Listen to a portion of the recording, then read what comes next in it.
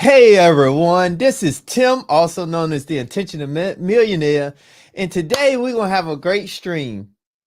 On today's stream, we're going to talk about, can you imagine having 61 million over the lifetime of your career? And this is what you have to amount for it. We're going to talk about that in today's stream. As you can see, you all, I am struggle streaming. So I'm gonna bring up our first guest. As you all know, we got the finance bros in the house. So the first person I'm gonna bring up Mr. Simsea. For those of y'all that don't know, his information is down in the chat. He also has a YouTube channel talking about personal finance. So I'm gonna bring up Sim, and we're gonna jump right into it. Salute, man. Listen. Hey, listen. We got Joe. I could be Joe. You could be Joe. Anybody could be Joe. I mean, what are we to do as men to find ourselves in a situation where the promises that we made, we might not be able to deliver upon them? What are we going to do? What's going to happen with our home life? How confrontational could we find ourselves being when we're not able to hold ourselves down the same way that we held ourselves down in the beginning? Today's conversation is about that. Exactly that. We have our guy, Joe Smith. This man made $61 million. Could you imagine coming from making $61 million? Let's just say Uncle Sam had half of that. So $30.5 million is how much you made over the lifetime of your career. Of course, then we add in another 10, 20% for your manager. And then we also add in maybe your agent, so the money kind of gets down there a little bit. But needless to say, this man is in a tough situation. Now he's not able to manage his household. And now his wife, his biggest ally, is now at odds with him, mainly because she feels like he's disappointed him.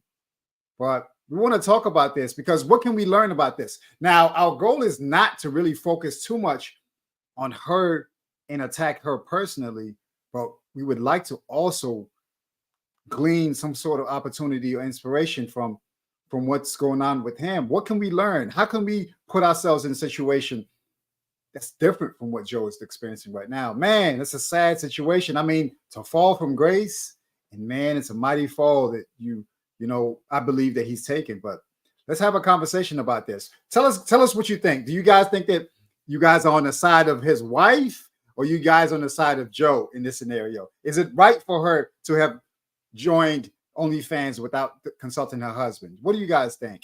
I'm saying I'm on the wife's side. I want to know what you guys believe. What do you think, Perry? All right, so we're going to bring Mr. PerryUnlikely up. He's also a regular on the stream. He's a one of the finance bros. He also has a channel on PerryUnlikely, and on this channel he talks about everything finance related, but he also give a little bit more details about crypto. So we're gonna bring up PerryUnlikely. Yo, what up? What's happening? Salute.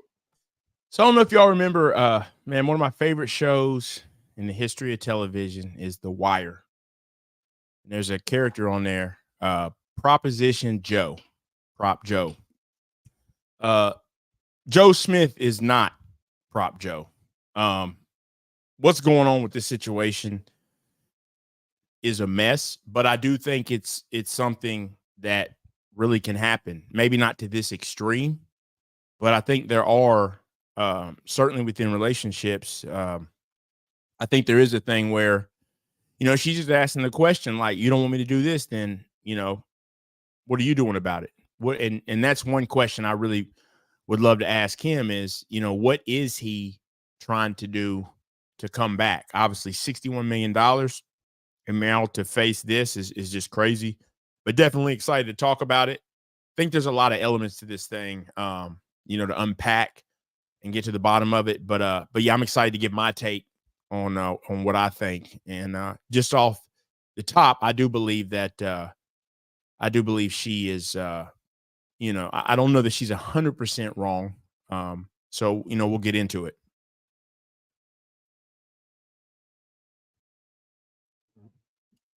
And also, I think let me add one more little element. We talk about finances, right? The finance bros. But, I think what's unique about this is the number one reason, right, that marriages, relationships in general, I guess mainly marriages and divorce happens is because of finances, right?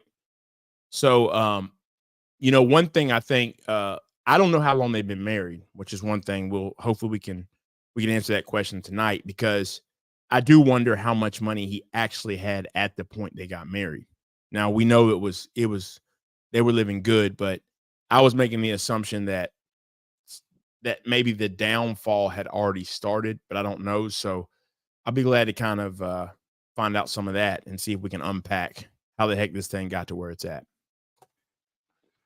Yeah, I mean, oh man, could you imagine, Perry? I mean, could you imagine your wife, of all things that she could be doing, man? I don't know, man. Yeah, it's wild, man. I think it's a tough position for him as well, right? Of course, she's turning back to something she knew anyway, right? So that's one element of this. So at what point and what are the boundaries of we pull out of this hole together, right? And to what extent do you go to do that? So I think that's some of the stuff you would hope that they had an answer for prior to it getting to this, but obviously not. I mean, I looked the other day and saw, if I'm correct, we're just talking about, one aspect of it, but I looked and she was giving Cameron a massage. Oh, I heard about that. Yeah. So I just it's wild. So it makes me wonder, is he a part of this thing as well? I don't know. Is he the melanated version of Adam 22? Right. There you go. Right. So it makes me wonder if he's helping, because look, the money's coming in. They're married, so I'm assuming the money's coming in. But from the body language, though, the body language though tells me that he really isn't okay with it. So I'm thinking that's not the case, but it's hard to tell. Man, I mean. So let's play this short clip, and for everyone to just join in so you can get an idea of what we're talking about. And then we're going to have a conversation to just address how you can make 61 million over your career, but then you don't have the finances to back yourself and you're down to $3,000 in your account. So we're going to play this short video so you all can get a feel for what we're talking about here. And we're going to play it right now. Here we go.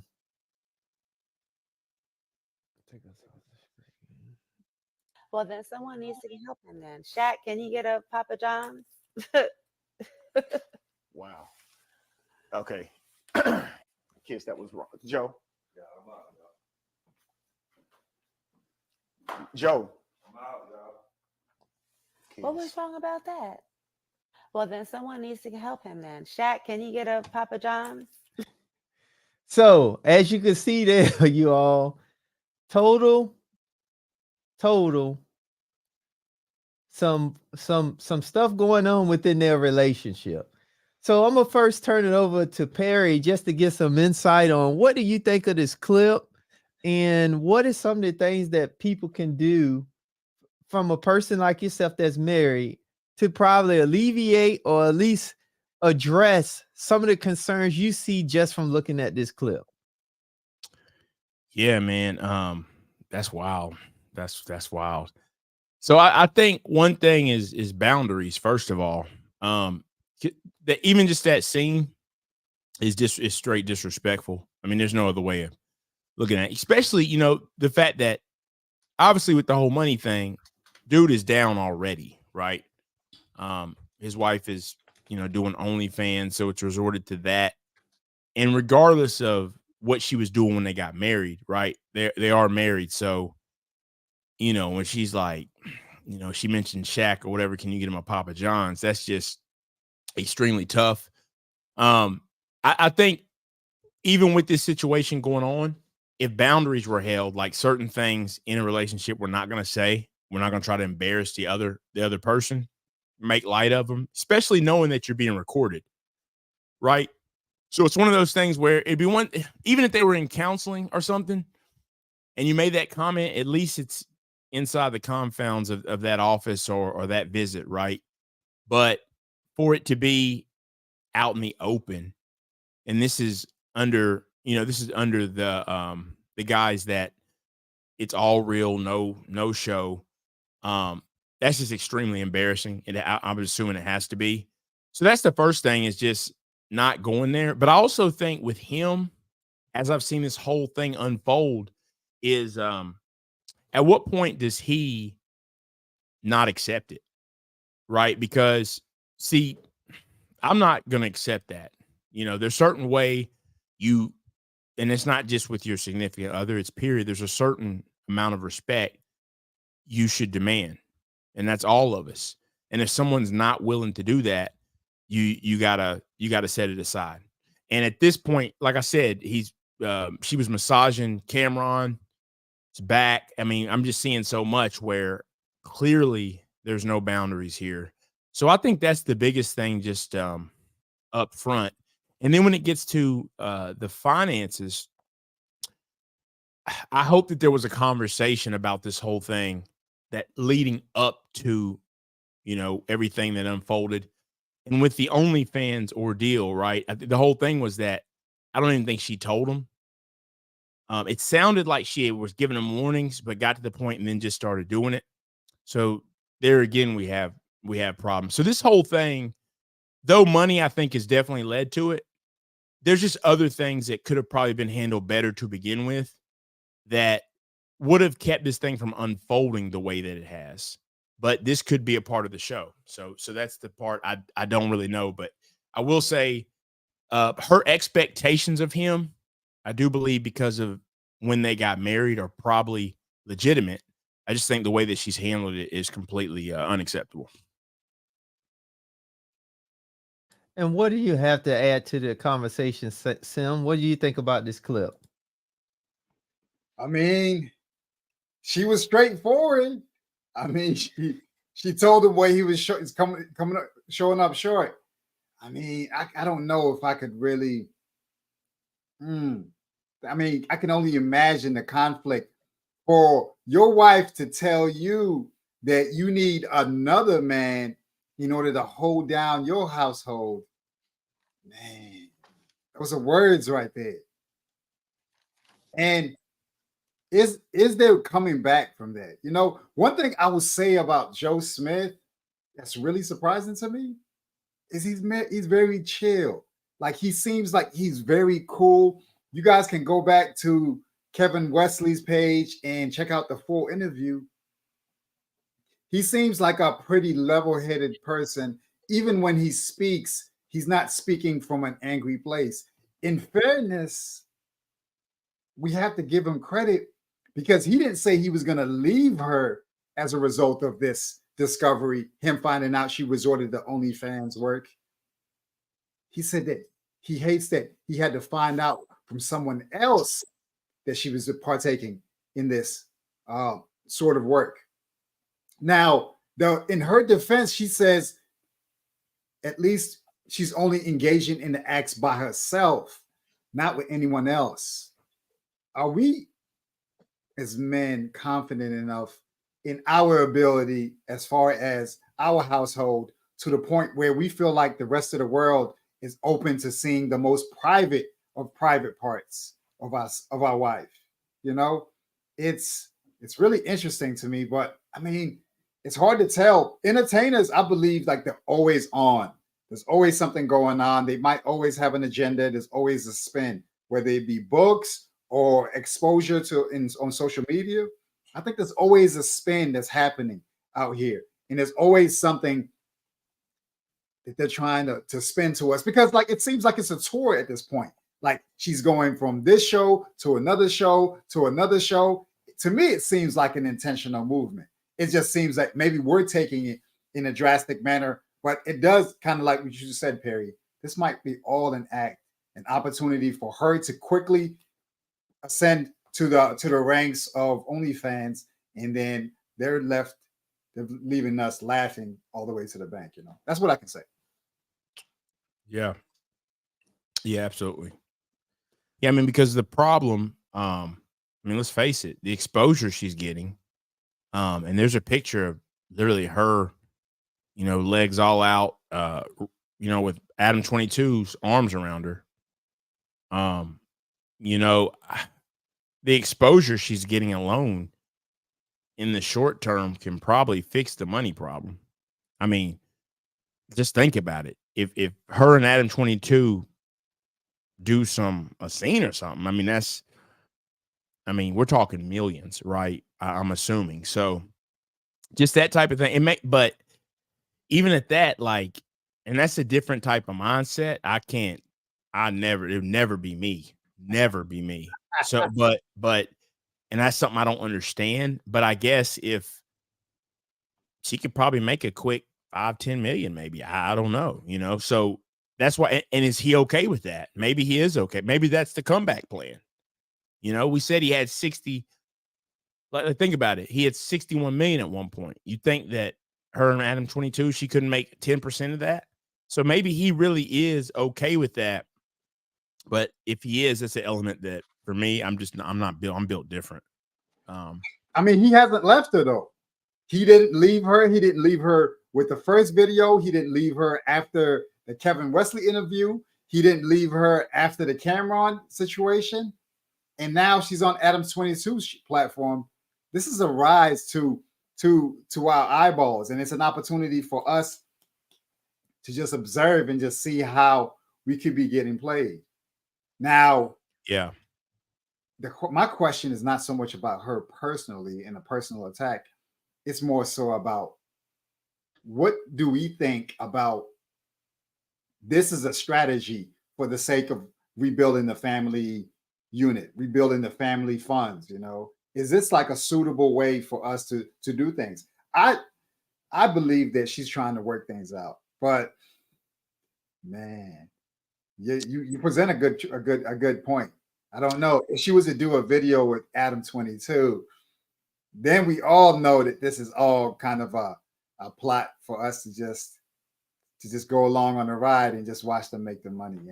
And they're laughing all the way to the bank. And the whole time, this is part of their strategy. Just because, up there in the entertainment space, they do maybe, do swapping and all kinds of wild stuff. Because at some point, maybe they grow old and tired of the same old, and they want to have something a little bit more spicy, so they say. Right. Yeah. And Yeah. I was go ahead. And I was gonna say, I would say this because I found out I didn't know Joe Smith was a native of Norfolk, Virginia. So wow. So it's interesting when you hear this, because I think even if this is the case, I think the bigger thing is, does this really fix the problem though? Because even if they do get there, come up again, let's just say she made 5-10 million. Does that really fix the core issue that got them to where they at currently right now? Because I think that's the bigger key is they still not doing the grunt work, I say, to get the understanding. So even if they get another big lick off of this, if this is a publicity stunt per se, what are they going to do different? And then the other question becomes, are you willing to be a man and allow yourself to be almost embarrassed to do it? Like, where do you have some level of integrity for yourself and dignity for your own self and your own image before you allow it to get to where you got to give that up, to get back to at least where you was going again? Yeah, I think that's great. That's a great point.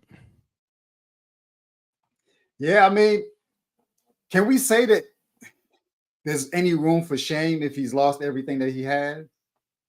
can we say that he's got any room for him to even express any sort of gripe if he's not holding up his end of the bargain, being the man of the house and financially providing?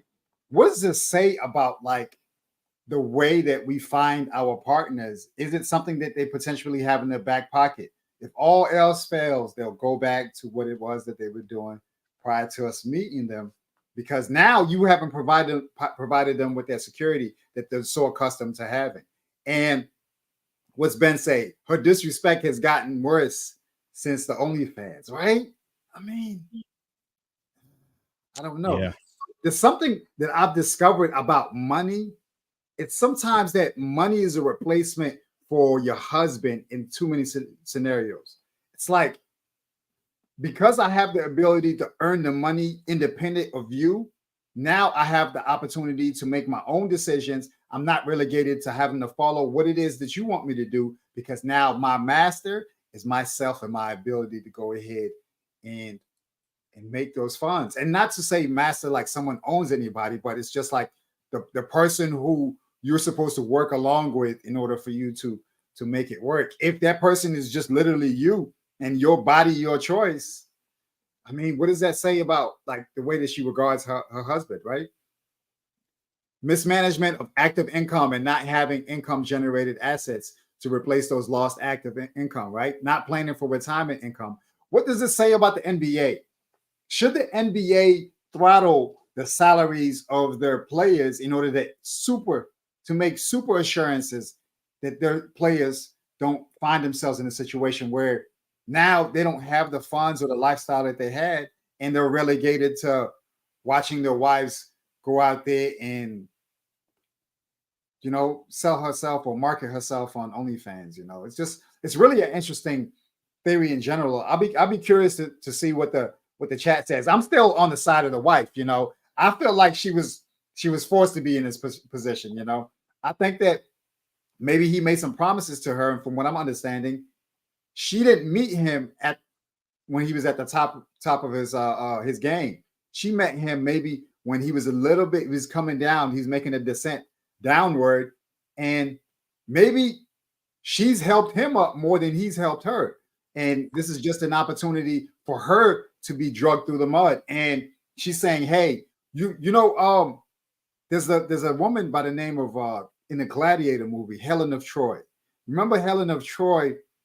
From what I recall in the movie, she was the wife of one of the soldiers, and she took it upon herself for her to go and to participate in certain acts and deeds for the sake of the family, for the sake of her survival.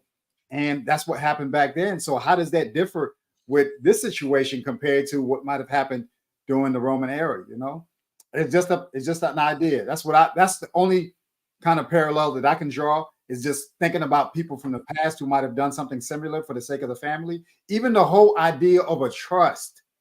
The trust was created because men were going out to war, and they needed to be able to entrust their wives to be able to take care of the assets in the event that they don't come back. And so these trusts were incorporated. From what I understand, it was something that the Catholic Church started pushing in order to make sure that the assets would be to the benefit of the family and the household. So those are just thoughts, in my opinion. Yeah, so I see they married in engaged in 2016, married in 2018. So I think it's safe to say that he definitely wasn't at the top at that point, right? But I think even with that being said, it's like I spoke to earlier, you know, with the boundaries, right? You know, at some point, how much are you willing to put up with? I still think that, even if you're not talking about a relationship, and I think this isn't just women, right? Maybe it's easier for women, but there's certain things, right? There's certain things I'm not willing to do. I don't care how poor I get. I'm a fighter, right? So I feel like I'm gonna come back anyway. But there's certain things I'm not exposing myself to for $1. I'm not going to do it. And I do still feel like OnlyFans to me is an easy route. I mean, you got people 20 years old, 21. I mean, Look at the money I can make. Yeah, but look at the detriment that is caused by it. And I just don't know how someone couldn't look at themselves and say, I took this route. Was I? And I don't want to say that you're not smart just because of that, because many of them are smart. They're running a business. But at what point do you look at it like, and let's put it this way. Let's just say, because I would say that from the revenue standpoint, more women are making money on OnlyFans. So, and we know from drug dealing, more men are making money. So what I'm saying is should we just reduce it to like, okay, when you turn 20, go deal drugs because you can get this money. When you turn 20, go get on OnlyFans because you can get this money. But what's the fallout and what will it cost you? So at some point, I would rather just look at myself like, yo, I got to get it with this because I can keep using that. And the consequences of using this are far better off than what consequences you get from dealing drugs or something like that. And there's so many other examples, but I think that's the piece right there that's really at the core of this whole, OnlyFans and just getting money the quick way, anyway. But when you talk about like the privacy, to me, it's like, you remember there was a movie, Indecent Proposal. And that's, and I've seen this question asked, what price? There's no price. My wife, there's no price, period. I'm not doing it. I don't care. But part of it, I think, is people's love for money so bad is, I think, part of the problem. Now, I do think there's a difference between just loving money and having some and losing it. I've always said you're probably better off never having it than having it and losing it, because if you're not someone who can go get it back, that's going to put you in a bad space for a long time. That's what will make you lose. See, people who have never tasted the finer things, right? They're probably not as willing to do something crazy because they haven't seen that. But I even think about, for me, as simple as the life I've had. I mean, simple as far as nothing extravagant, but I've been to Paris a couple times. I've been to Rome. I've gotten to travel. To think, I can never do that again, and I can't afford to even drive out of Atlanta. That's tough. And I think that type of those types of things happening are what put the pressure on people, where they start stretching out, kind of getting outside of their character, getting outside of what they do. So I think that's a lot of this, but I think Intentional Millionaire hit the nail on the head that this is deeper. This is deeper than just the money. This is deeper than just the money. And that also makes me think that some of this is a little off, because they got married in 2018. Bro was not balling in 2018. Was that 5 years, right? Huh? Yeah.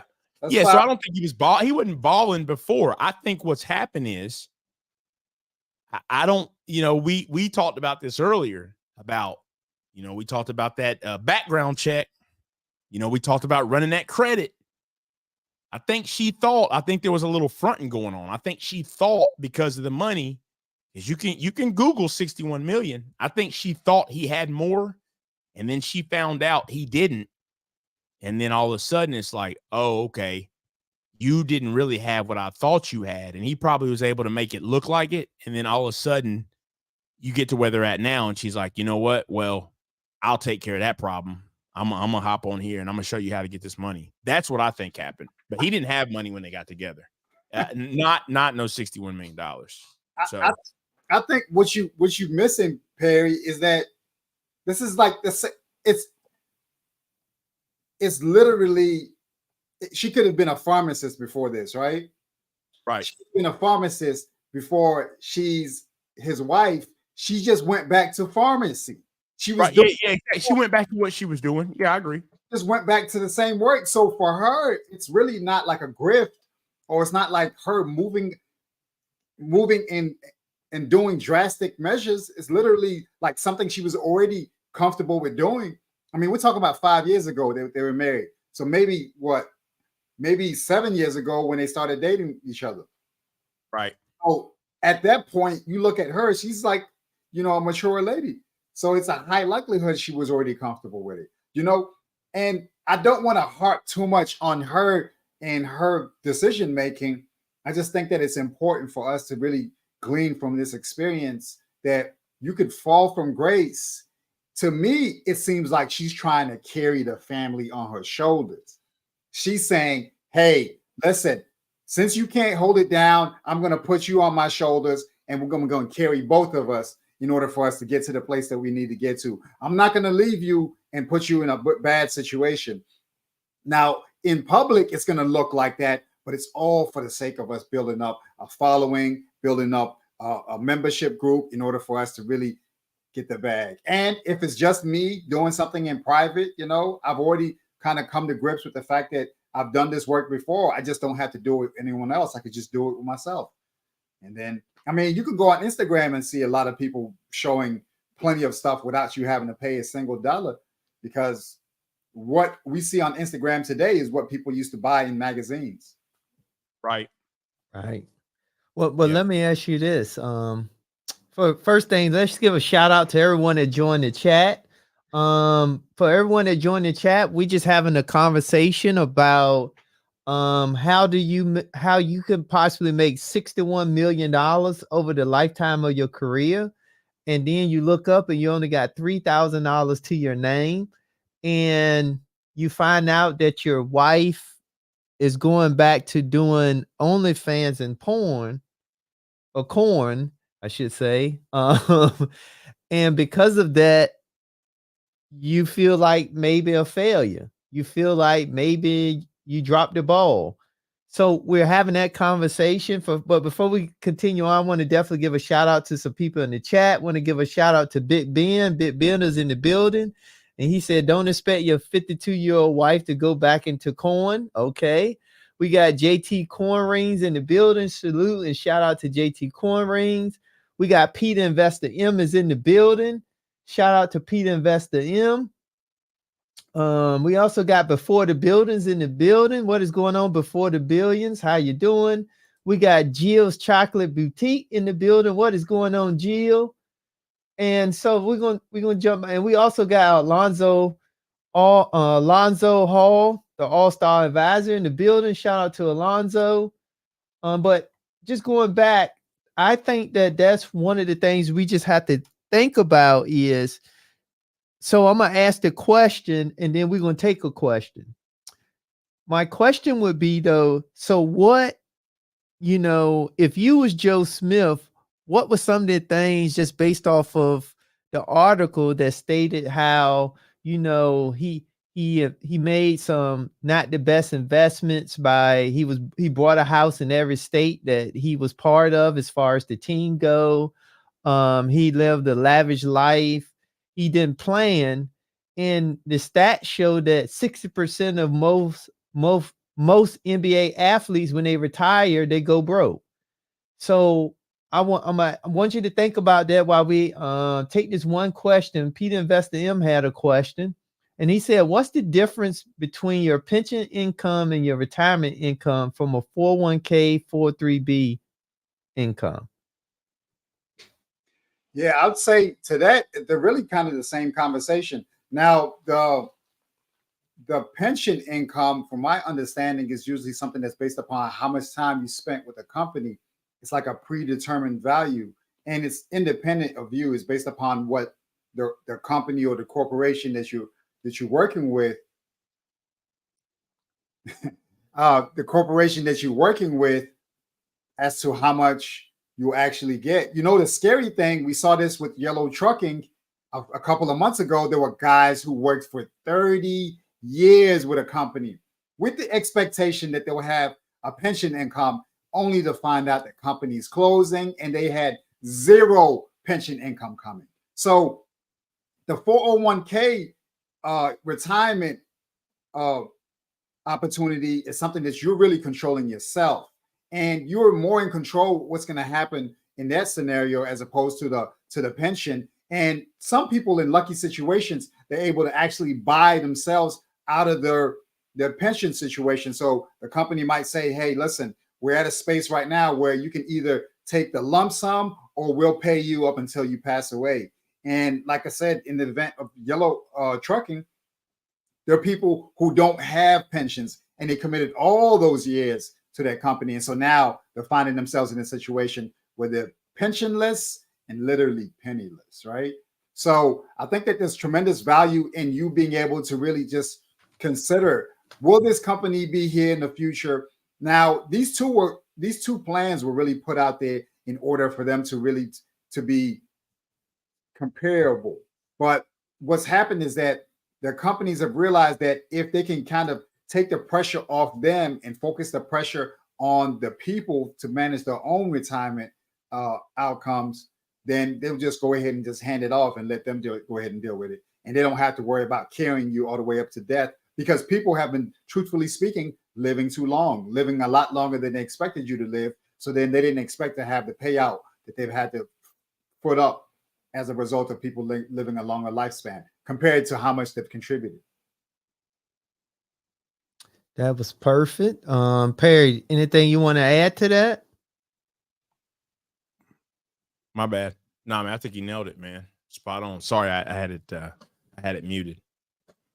Yeah, I think Sim just nailed that dead on. And I think the key thing to take away is the pension is really based off of the company doing a computing your compensation, your age, and your time of service, and it's given almost like a benefit.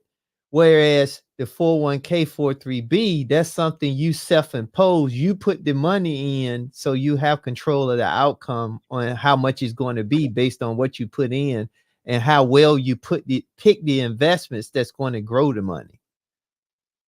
So yeah, I think Sim covered that real well. So before we go, we got a few more questions. Let's see. We got Miss Jill Chocolate said, doesn't sound like he had a financial advisor. And he could have. The thing is, he could have had one that was so interested in just making money, but wasn't given an actual a great product or great service. He could have. That's a great perspective. Big Ben said Joe Smith gets an NBA pension. So where's the 3,000 in the back narrative coming from? Well, that's what he stated in the a few of the interviews that he shared. But that is a great question. Great question. All right, we're gonna come up with an answer for your question, because this is something that begs to be answered. If he's supposed to have a pension, his pension should be more than $3,000. But now, Ben, hold on now. Even if he has $3,000, even if he has the pension, if he's holding on to those assets and on a monthly basis, he's having to cover more home than he has money for, how much money would he have as a consequence? I mean, any man, any pension that you have is not going to be able to cover you having a home in multiple cities and states. Even if you look at it, all these cities are really looking forward to receiving your tax income. You have the utility companies that's trying to receive income, and then now you also have investors who are sitting up there waiting and praying for you to have tall grass, for your house to become dilapidated, so they can slide in and take that property off your hands. So now we don't really understand the full scope of what he has going on. If in fact he's holding on to way more assets than he actually has income for, he could really easily find himself in that situation. And even with a pension, how many houses can you carry? Because that's assuming that he only has one home or one house to take care of. But man, I mean, to have houses in every city, how many? That could be how many cities? How many basketball teams do we have? Let me look it up real quick. I'm thinking it's at least maybe close to 30 teams. So we could say maybe he has 30 houses or maybe 20 houses to worry about. So those are the things that I would say we should consider. Even with the pension, how many houses can he really honestly take care of in that same time? What you had to add to that there, Perry? Yeah, well, there's some things about the money, some other things that don't add up. He, apparently, so we know he made 61 million right in his career. He said the net amount that he was left with was 18 million. So that math is not working out right. So I mean, even if you cut it in half, even we just say, oh, let's say 30, right? 30 million, but 18, something's not right about that. So how he's saying the net off of 61 million, I don't care what tax bracket you're in, is never going to be 18 million. So I don't, something about that doesn't add up.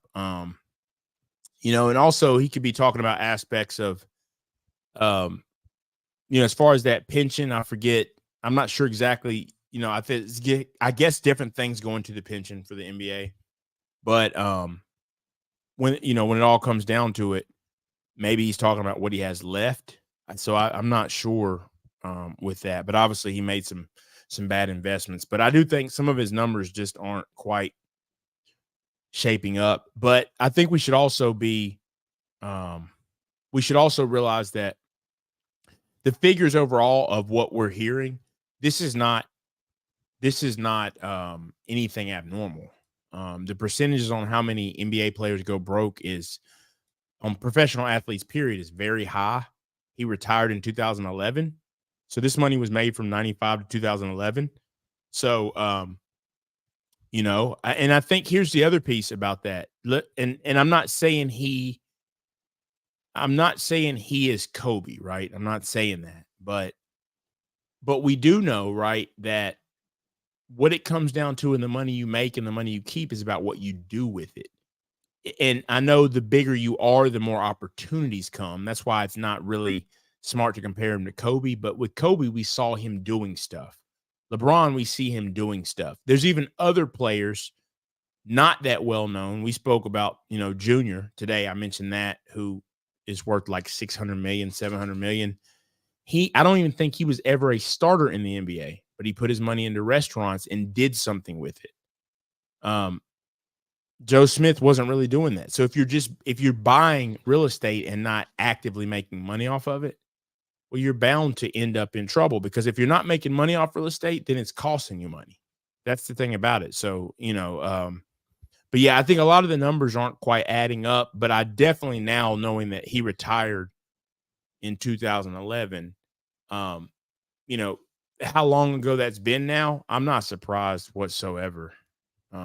Let's face it. Have any of you heard anything about Joe Smith prior to this, since he's been in the league? I hadn't, and I pay quite a bit of attention to the NBA and the NFL, so, and sports in general. So I'm not actually that surprised about this. And I would certainly say that by the time it came to them getting married, yeah, the money just wasn't there. So I think they were on the same pages about their finances in general, or this wouldn't have been such a surprise.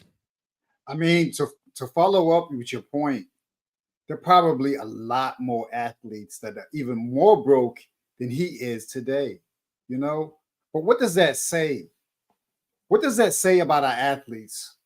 What does that say about the institutions that allow them to be paid these high sums only for the funds and their money to be siphoned out by crooked management and, you know, bad investments? Even Tim Duncan, as a seasoned vet who was super frugal, I heard that he was driving a $40,000 car from like when he first came into the league, and even he was victim of bad investments. You know, it almost makes me think that they really should have fiduciaries that are obligated to make sure that they deliver positive or profitable outcomes for these athletes, because they do end up being targeted. So here you are being responsible for taking care of yourself, taking care of your family, trying to support everyone that supported you on your way to stardom. And then you also introduce all these people who are banking and hoping that you're too busy playing ball, that you don't really have time to hold them accountable and focus on what it is that they're not doing. It's really this could be anybody, honestly. I'm gonna jump in, then I let you rock out, Perry. All right. I think when it comes to that, I think one of the things that we also have to think about is, because it sounds like if this really is true, it sounds like what he do what most people do. When you go in panic mode, you started robbing Peter to pay Paul. So he probably had properties he sold one property to try to maintain a lifestyle, but keep up with the next, but it ended up being a downward spiral the wrong direction. And I think that may be one reason how he may have lost everything that he had. But also you got to know is one thing we always got to remember is money can go out faster than it come in. And if you don't have a way to quarterback that, you can find yourself with a big bucket with a whole lot of holes in it. So I think that's another thing that we have to think about when it comes to just him and his understanding of financing. And I think the bigger issue is the article stated that 60% of NBA players when they retire go through this same scenario. That's more than half. So I think it's a bigger issue. And you would think though, you know, you heard about this back when we probably all was in high school, whatever the case may be. And now you fast forward to 2023 and it's still going on. So the question is, where's somebody doing the due diligence? Like you stated, Sim, who's doing a fiduciary responsibility to try to capture this and try to mitigate that number from being 60% to going down to something more reasonable, like a 5 to 10%. I mean, that's a lot of money, man. It almost seems like I said, it's intentional. Like we're just gonna pay you an overly abundant amount of money, and then we're just gonna leave you to your own devices. Let you figure it out. You have to figure out who you can trust, who's gonna do the proper accounting, and who's gonna take care of all your tax bills. Because remember, so Ben, to follow up with your question about how many teams we have, the 30 NBA teams, and the literally 30 different tax bills that you have to pay. Every single city that you go into, you have to pay taxes for that one night that you were there earning the income. So you really have to have a sophisticated tax strategist who's going to put you in position to make sure that you're not owing Uncle Sam any more than you should. But I mean, where do you start? And now we have like the NIL, and we have more of the NBA players who have their mothers now being their agents. So now it's an opportunity for them to kind of keep that management in-house. We have Rich Paul, who's out here also managing these NBA players. And they have like a strategy that has seemed to be successful with LeBron James. And so other NBA players are getting on board, and they're just going up from there. So I salute it. Yeah, you know, something interesting. So I went to school. I went back to college I was there when Cam was there, Cam Newton. So you're talking about, I mean, he's one of the most well-known athletes, right, in terms of being famous in the past decade, right? He made over 150 million, somewhere around there, close to it. When you make that much that fast, you probably, some of these guys make so much, it's really hard to mess it up, even if you're not smart, right? It's kind of hard to mess it up quickly anyway. But now he owns businesses. You know, that wouldn't even count in endorsements. He owns businesses. He's doing things. But I believe the problem is, I'm going to call it the financial leap is the issue. See, the thing about these athletes is, and Intentional touched on it, well, it is 60% for NBA players, is 78% for NFL players. And 16% of them file bankruptcy. So between the two, we got somewhere near probably 70%, 68, 70% between the two leagues that end up having major, severe financial issues. And here's the thing. I remember making $4 an hour or $5 an hour, $5.15, right? Getting paychecks for a couple years, right? Then I remember going to whether it's $8 an hour and then, $400 a week, $1,000 a week and so on for years and years and years and gradually adjusting to that.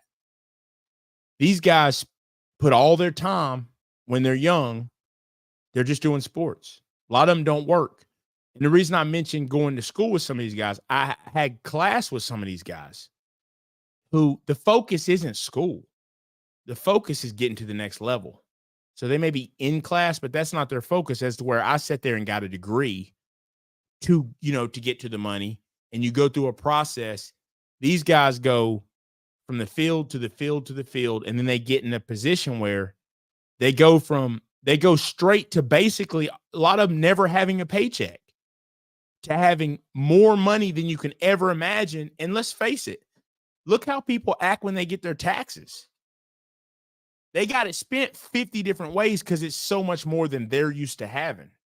So that's where part of this problem comes from, is they make that big leap and they're not paying attention to the fact that the average athlete only does the sport professionally for 4.6 years. So you're not going to last 20 years like LeBron. You're not going to stay, like, only the stars stay for that long. So that's where the problem happens, is they never even have a chance to see what it's like with a paycheck, period. A lot of them have never had one paycheck. It's birthday money. It's stuff like that. That's the only exposure they've ever had to money, or someone handing it to them because they're an athlete. Then you leave that and you have all you can ever think of. You go and let someone handle it who does you wrong. You lose it that way. We always hear that. You try to handle it yourself. You got Pookie, Ray, and everybody in the world telling you about an investment. You're buying trash investments. Or you're in a situation where someone guides you. You got to have someone guide you. And that's why you best believe the ones who don't run into financial issues are the ones who came from it in the first place. They had someone to guide them.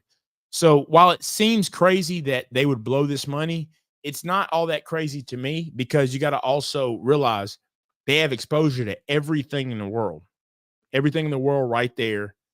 And let's face it, when you go from zero to making checks, like I think someone said their NBA check was like $700,000 a game. That's just, or like, or 700,000, maybe they were saying every 2 weeks or something. It's like crazy figures. You figure, especially if you make 40 million a year, right? And you got 80 games. So that right there, you'd be talking about, or 82 games, you'd be talking about somewhere about, what, $500,000 a game. There's no way you ever think that money's going to run out. And we're talking about the big dogs with that, but even less, if you play a couple times a week and I got that check of 40, 50 grand coming, 200 grand, you're just not thinking about it that way. And then it comes to a stop, but you've gotten all this stuff. It's no different than us with a job. You got this house, you got the vacation home, and all of a sudden, the recession comes and you're not making 250,000 anymore. You got to go out and get a job and you're making 70. If you don't shed that quickly, you're in trouble. The difference between them is they've gotten this lifestyle that they're trying to keep up with, and they're not doing anything but juggling. So I just wanted to point that out. I used to think, how could these guys lose it? I'm not surprised at all. And the thing is they ran into something they had never been accustomed to. What happens to it when you give a 16-year-old a Lamborghini and they just got their license? I mean, they're going to crash. They are. That's what I think is happening with these athletes. So I'm not surprised, regardless of how big the numbers are. Allen Iverson, he lost everything. He's about to come in, I believe, to 30 million because it was set aside for him by his agent that at a certain age, Reebok would kick that in. He blew 180 million. Wow. So this number, 60 million, that's nothing. But he would also say he had his whole entourage going city to city. They would go out to the mall, buy all kinds of clothes, leave them in the hotel room, and dip out to the next city. He's from 757. So Yeah, Yeah, 757 yeah. know how to ball out. Yes. What is it about VA, man? Jeez, man. Joe Yeah, Smith man. from VA. Yeah. Allen Iverson from VA. Yeah, man. What about Alonzo Mourning? What he doing? He good, right? I think he's in the clear. We got one win. Yeah, I just saw Stackhouse. Now I don't know that Stackhouse is from VA, but he went to school in VA, so Carmelo did as well. But yeah, it's just crazy. So I just want to point that stuff out because I didn't really used to be able to understand it, but I do understand it more now when you have just imagine it. It's no different than giving a 5-year-old $1,000. That's crazy, but let them roll in the store and see if they don't find. We were in the store earlier with my son. Man, they grabbed like They had the buggy full. We're like, man, we told y'all could get one toy. What are y'all doing? The whole buggy was full. We're like, no, we got to put that back, man. That little money you got, that little birthday money won't buy you all this. You can only get this, so it's just going from there. And then the problem also is, think about it. If you play for the Cleveland Cavs and you make, let's just say you make 1.2 million a year, you're hanging out with LeBron. He got a watch that costs more than that. But you're sitting at the same table with him trying to go places he's eating, and you can't afford it. But you got to try to, flex. And it's just, it's almost an impossible game that they're playing. It's like Russian roulette, man. Hey, you've never been to military circle, man. It's playing Russian roulette, balling out, but it's also a military circles playing Russian roulette. You might get hit across the damn head. Right. Yeah. But no, let's take a few questions in the chat. We got some more people came into the chat. So let's first thing we took Peter Investor M has shared a great question. Let me see. Peter Investor M stated that they both are pensions, both our pensions in the 401 and the 403B investment is in the stock market. Okay, so yeah, so he shared that they both pensions, but one could be in the stock market, which is the retirement plans, the self-funded retirement plans.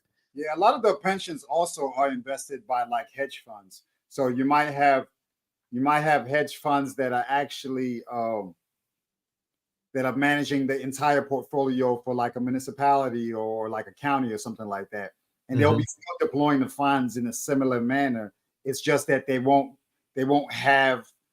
you won't really have access to it. So essentially it's like set it and forget it. And then there's like little drips that you might get over time. But as far as like managing it and moving it between different accounts, that's one of the complicated situations that the city of New York, the police department finds themselves in, is that, they become really aggressive about the way that their funds are being invested, and they want to be actively involved in how those funds are being invested. And sometimes greed gets on the other side of those intentions. And then you can find yourself either being scammed out of your money, or maybe you just decide to pull out at the time when the market is actually down and your valuation is not really high. So it's really tricky, but I mean, the market is just really wild. I mean, if you want to know what the stock market is like, go out to the middle of the ocean, maybe 100 feet, 200 feet, and just sit there on a surfboard and just see how long it takes for you to be able to be pushed back in to into the shore. Or you can take a look over the course of a day. You have high tide and you have low tide. And that's exactly what happens throughout the market, is that, it has rises and it falls. And it's just a matter of when you decide to pull out, where you can really decide, okay, this is a good time to pull off. This is a time I should be just content with what I have going on. That's essentially what it is. It's like a wave. And let me just point this out too, so people have context. It says the average NFL pension is $43,000 per year, but that ranges at the height. And different factors are going to go into that, but at the most someone would get is $201,453, and the least amount would be $19,800 per year. So on average, $43,000 per year. Now that's obviously not a lot of money for that. That's actually right on par with what the average person, I think, makes a year, if I'm correct. And that might be the average black male. I know we talked some different statistical categories, on this, on the show before, but that's that. And then when you look at the NBA, which is even less, but they make way more while they play. This says players on basically make $3,828 annually for each year they're in the league. So if you were in the league for 3 years, right, then that would be $11,484 a year. And then it says a player with the most years of service, such as this is using an example, Freddie Lewis, who has 9, will get 35,452 a year. So I don't know if that's the cap is 9 years or what, the way that they phrased it. But even at 35, so even if you look at both of them, we're literally talking around 40,000 a year. But you've been living a lifestyle where many of you have been making that much per game. It's just not even, there's no comparison. I mean, Right. if I had a pension, I would be setting that up just to give it to somebody. I mean, you could set that up as like to buy real estate and do stuff with it like that, do some other type of thing. But to depend on that, there's just basically no way at all. Yeah, and that will make sense though if you would think about the NBA, kind of organization. Yeah. It will make sense because we're paying you so much upfront money based on your contract. Then why would we want to spend a lot of money on giving you this bona fide pension? You kind of see what I'm saying? Right. And by the way, that's what he was speaking to. Right. Who asked how he has 3,000? I think that's the answer. Think about it. Yeah, right. 35,452 divided by 12 is basically $3,000. Yeah. So the cap is 9 years, I guess. So that's why he has $3,000 a month. That pension is only $36,000. But also, we have to remember too, guys, these NBA players are highly, highly paid employees. These guys are making this money with a W-2 income. It is not 1099. It is literally W-2. So taxation over, I think, a 500,000 is automatically 50% taxation. Automatically. Just when we hit the gate at 500,000, everything over and above 500,000, they're being taxed at 50%. So they need the investments in order for them to be able to divert some of the opportunities. But I mean, they're the highest paid, probably the highest paid employees that we have potentially on the planet, as far as like W-2 in America anyway. Yeah, they are. Right. I don't know if there are people that get paid more. I mean, I don't think there are. I don't think there are, literally, as far as being employees. I don't think that there are. Well, actually, hold on, I stand correct. Well, yeah. The Apple CEO, $100 million a year. So I mean, no. Remember, they take theirs as a low. Theirs might be lower than ours, but they take in stock and different stuff. They take stock options, so they don't even get taxed the same. So yeah, right. Might not have no income if at all possible. Right.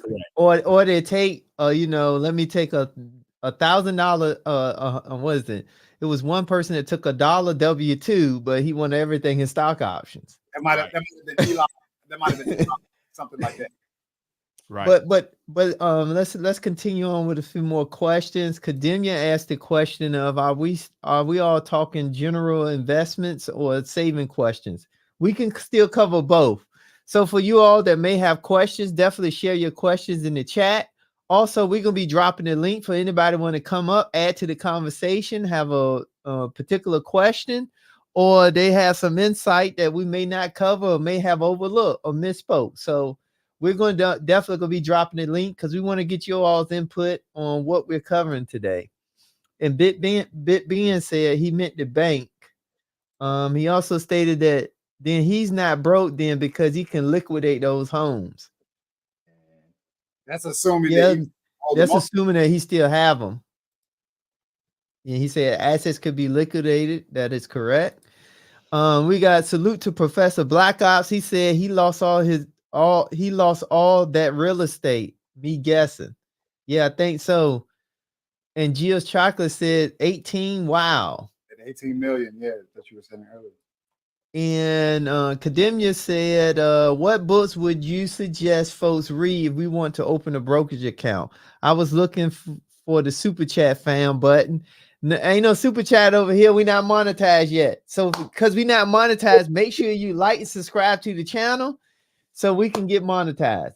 But no, who want to go first? I could go ahead and go real quick.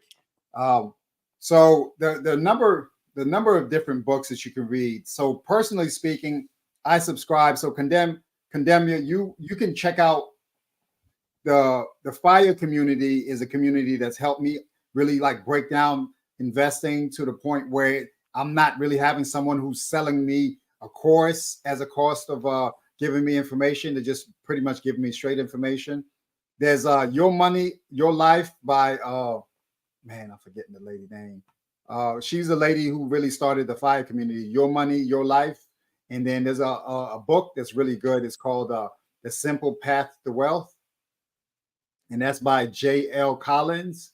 And he also talks about, so in my opinion, the conversation starts out with something along the lines of understanding mutual funds and ETFs, because those tend to be like a group of stocks that are they fit a certain profile.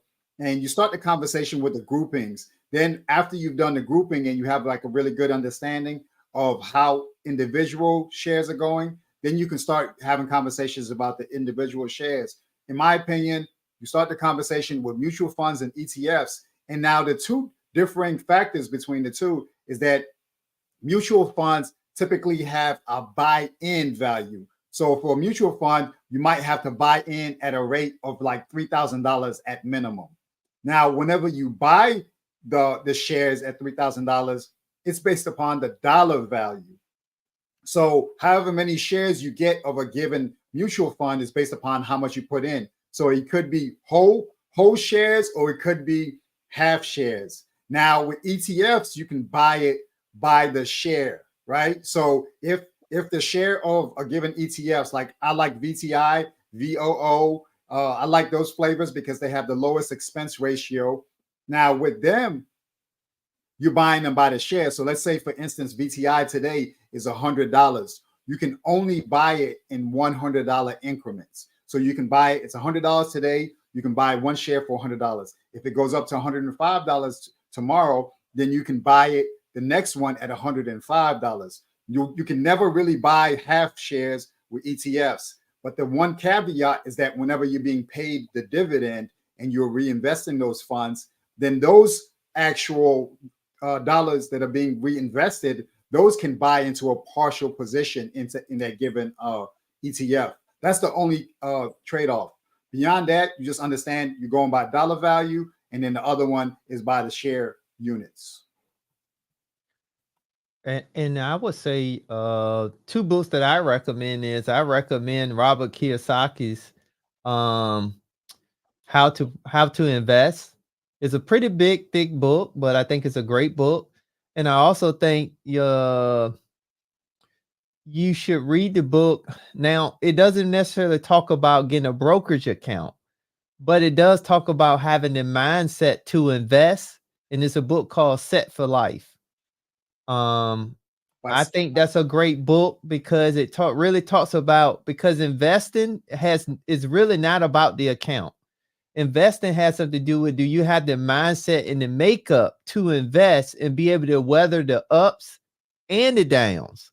And the reason why I say the ups is because when the money is up, you don't want to pull out, or you need to have a strategy for pulling out. And then when the market is down, you definitely don't want to pull out because you're gonna be losing money. So I think those are two books I would recommend. I have one more book I'm going to add. Now, this is like the killer. This is a killer book. I mean, it's very big. And that's Money Mastery the Game by Tony Robbins. Now, that book really breaks down end-to-end understanding investing. It's kind of a big read. I have it on Audible, and even on Audible, it's like 12 hours. It's something really, really wild.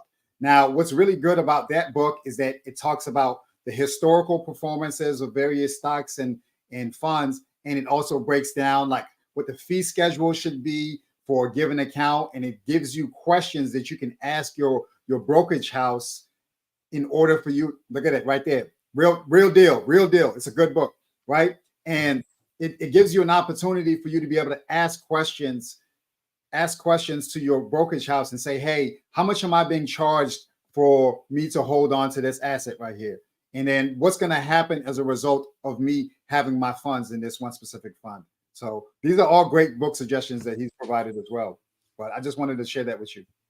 You see, we didn't even talk about it, but he had the book, Right. I forgot about it. Listen, so many books and so much information. You start to lose it. You don't necessarily lose it, but you forget about all the different titles. But yeah, so first thing is welcome everyone that just joined, join into the stream. We're having a conversation about Joe Smith, how over his lifetime, his career time, he made $61 million. And today he has about $3,000 in his account. And we're just talking about what can we learn from this and what lessons can we take from this so we can have a better financial outlook. So we can continue on. Perry, did you have any financial books you wanted to recommend? Yeah, I mean, really, you guys touched on some great ones. I like, man, I really went through so many of them, man. Richest Man in Babylon. I really love that. I listened to the audio of that, and I think you can actually get that one on, like, just listen to it on YouTube. I got unlimited data, so I just be, going at those books hardcore. But I really like that one. It's got that old school voice that, it takes you back to like old school times. And I really, really like Richest Man in Babylon. There's one by Rabbi David Lapin, and I think it might have been even Dave Ramsey might have recommended that one. I can't remember, but it's Thou Shalt Prosper. That one's a really good. That was based on the Jewish community and how they, their wealth and how they keep things, not really necessarily just keep things in the community. That's a part of it, but it's really more so about just some of the principles that they go by, which I think is a great one. Rich Dad, Poor Dad. I can't say enough about that. To me, that just assets and liabilities is such a big piece of it. And, I always speak, you guys have heard me say countless times, you want to get whatever car you want. You want a car that costs you $1,000 a month? Okay. But to me, it makes sense to have real estate that makes you enough money to pay for that, because in paying for that, you have an asset that's being paid down, making you money to pay for that. Because at the end of the day, the car is depreciating, but the real estate is appreciating. So just little principles like that, that I love. But yeah, Rich Dad, Poor Dad is a really, really good one. And man, that's and then also I always say this too. Pick a book. One thing I like, right? The Millionaire Real Estate Investor. And there's also the Millionaire Real Estate Agent. I like those because I think we also should focus on something like when you talk about the Millionaire Real Estate Agent, think about the cost of getting your real estate license. Not that much, honestly. But you don't have to be a full-time agent, right? But you can go out there and sell a home a year, 2, maybe 3, maybe just 1 a quarter. That can literally, that alone could make you, depending on how it is, those 4 houses can make you 30 or 40 grand a year. So I also like to focus on books that show us how to go make, not just invest, but go make extra money too in a reasonable way. So that's why I mentioned the Millionaire Real Estate Agent, because making money is a part of the whole equation as well. So that's something I'd like to, just want to add to that too. So good books that you guys mentioned. You muted, Tim. Yeah, so Want to give a shout out, salute to Uncle Stu is in the buildings. Shout out to Uncle Stu. Jill is saying hello. We got Peter Investing in them say maybe he is not the owner of his assets. That is a great point. Great point. We got Mr. Boyd is in the building. Salute to Mr. Boyd. Salute. He said happy Thanksgiving. Big Ben say NFL doesn't pay as much and the players' careers are shorter. That is true. That is absolutely true. We got Miss Jill is talking to Uncle Stu. Had an awesome Thanksgiving. Mr. Boyd say 200 subs. yeah, so he's talking about the channel. Consider subscribing to the channel. We're working on getting up to 500 subs. That's the next goal that we're working towards. The Intentional Millionaire is working on his hours, So, check out the channel, share it with anyone who you feel like could potentially grow from this information. Yeah, and Professor Blackhouse brought up a great point. All those guys are young, and that's the reason why they're more likely to floss. I said floss until they got to eventually pay the boss. Peter Investing says, so their problem is mismanaging and mishandling of both active income and assets generating income. That is a mic drop there, Peter Investing. Absolutely. They're mismanaging all across the board. Mr. Boyd say PayPal not working. I don't know if that's Yeah. He was talking to me. Okay. All right, we got Bernard. That's what is going on, Bernard. He say real good conversation here. Salute to Bernard. We got Miss Karma Drip in the building. She say, what's going on? Miss Carmel Drip say, for your followers, we each of you list all of the book recommendations on your community tab. Okay, we can make that happen. For sure. Ms. Jill said, thank you for all these references. Kademia said, thank you all much appreciated, gentlemen. And we got Big Ben said, an NBA player who played at least 10 years earned a minimum of 56,000, basically 57,000 to 195,000 a year pension income, according to sportscasting. Yeah, and I think even so, if that's correct, I think even at that amount, right? And I would assume that some of that, I don't know, is based off of how much money you made while you were playing. But even so, I think even 200,000 is probably pretty scary to someone who's been making millions, right? Right. And that's the big thing. It's such a massive cut to what you're used to. Which is the same problem, right? That many of the average people will face when it gets to retirement. That's why, to me, the goal is when you retire, you do want all your stuff. You want everything paid off, but you really want to be able to have enough to where you're bringing in not that much off of what you were making. That would be the real goal, or at least when you retire, what your lifestyle is, have enough that really covers that. So you don't have to take, because we always look at it in terms of, well, let me cut back and live off of this. But nah, I mean, when you get to retirement, you want to be able to live off a good amount. So, and Ben, go ahead, Tim. I'm gonna be real quick. So, but I think we also have to understand, going back to Perry's point, this is no money compared to somebody making 10 million, 15 million, 70 million. I mean, that's it's like telling us we'll make $1,500 a month, right? Because they probably have expenses on 2 or 3 items that doesn't even cover this. Right. So I think that's the thing we have to keep in mind. We have to keep in mind that, because once the hardest thing is for somebody that been at a higher level and then have to come down, because what ends up happening is not only the money that becomes an issue at that point, it becomes a mental issue, because depression and anxiety creeps in. And this one of the things that Joe Smith did talk about.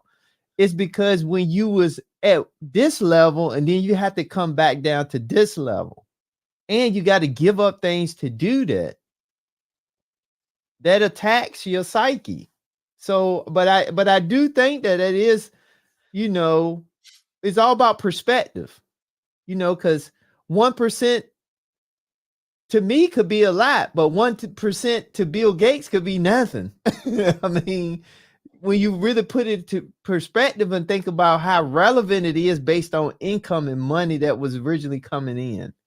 But go ahead, Sim. And, to add to that, as it pertains to the 1%. So, Ben, in order for you to get that $195,000 income, you would have to have $20 million under management, right?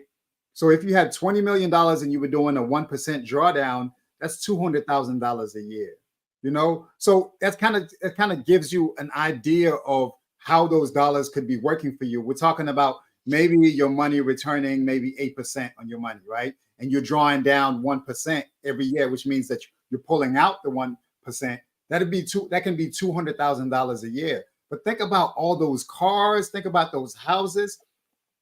It's really interesting to me. Houses are literally living organisms, right? I know people who own multi-million-dollar homes, but because they're not living in the same area that the property is at, the house is becoming, it's deteriorating and it's falling apart. I remember I was at a multi-million-dollar house and the person lived here where I live, but the house was somewhere else. And I remember the meter base for where the electric meter was at was coming off the wall. The back deck where the porch is at was like deteriorating from the sun and exposure to the elements. So there are all sorts of things that you have to maintain when you have these homes. And if you don't really have the income to support it, man, it will easily consume you, you know? So I'd say you just consider that $200,000 a drop in the bucket. If you had really put yourself in position, you can have that same income, you know, for the long run, but you just have to make smart decisions from here going forward. And we want to give a shout out to TLA. We got TLA is in the building. Salute. Lee, you come up on the panel so you can go ahead and talk to us about how many times you saw a scenario like this. Big Ben say it's enough money for your wife to not sleep with midgets to make extra money. Little people, man. They call little people. So I'm gonna go ahead and drop the link. So if anybody got anything they want to share, want to come up, we're going to go ahead and drop the link, and you can come up, add to the conversation, add any particular questions you may have. But in the process of doing that, fellas, so my question is, so what are some things that Joe Smith could have done to put himself in a better position as relate to having a better financial outcome? What are some of the things that, you know, if $61 million was made throughout your career, what are some of the things you would recommend that a person could do or should do at Joe Smith's level, or somebody that's just starting out? What's some things you think they should actually do? I'd say the very first thing you should do is assess how much of your income or how much of your money is going out. That's the very first thing you should do. Pay attention to how much you have going towards these liabilities, these things that are not earning you money. And then that'll give you like the ground or the foundation for you to start making assessments about things that are actually giving you that are serving you versus things that are just continuously taking money out of your pockets. You know, that's where I think it starts at, in my opinion. What about yourself there, Perry? Well, I think I think a lot of it's just knowing where you're at. Like Sim says, you know, assessing what's going out, assessing those types of things. But yeah, with the money that he made, I mean, it's almost like too little, too late, right? But really trying to find, I think, talking to other peers who have been successful. When you're making that type of money, you've got access to all the people that you know are successful. Like, think about this. A good example. He retired in 2011. If I'm correct, I can't remember when Shaq finished off, but right, he can talk to Shaq. He can talk to Magic. He can talk to these guys who have been successful and say, hey, what, and though they've made more, it doesn't matter. 61 million is a ton. You can ask them, hey, you know, what have you guys done? And it's important. If I'm correct, I could be wrong, but the money he's made, I don't even think the crazy thing is the money he's made, because the money started to go up so much.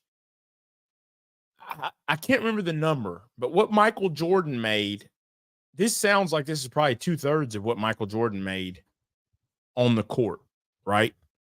So, and it's because Michael Jordan came in the league 11 years earlier. So the money was not nearly, Michael Jordan's part of the reason it got to this point. But I'm just making the point. There's so many people before him that he could have probably asked, and they would have told him, look, you need to look at this, you need to do that. So I think it's being around the right, I think it's just being around the right people as well. And then something else I want to mention is the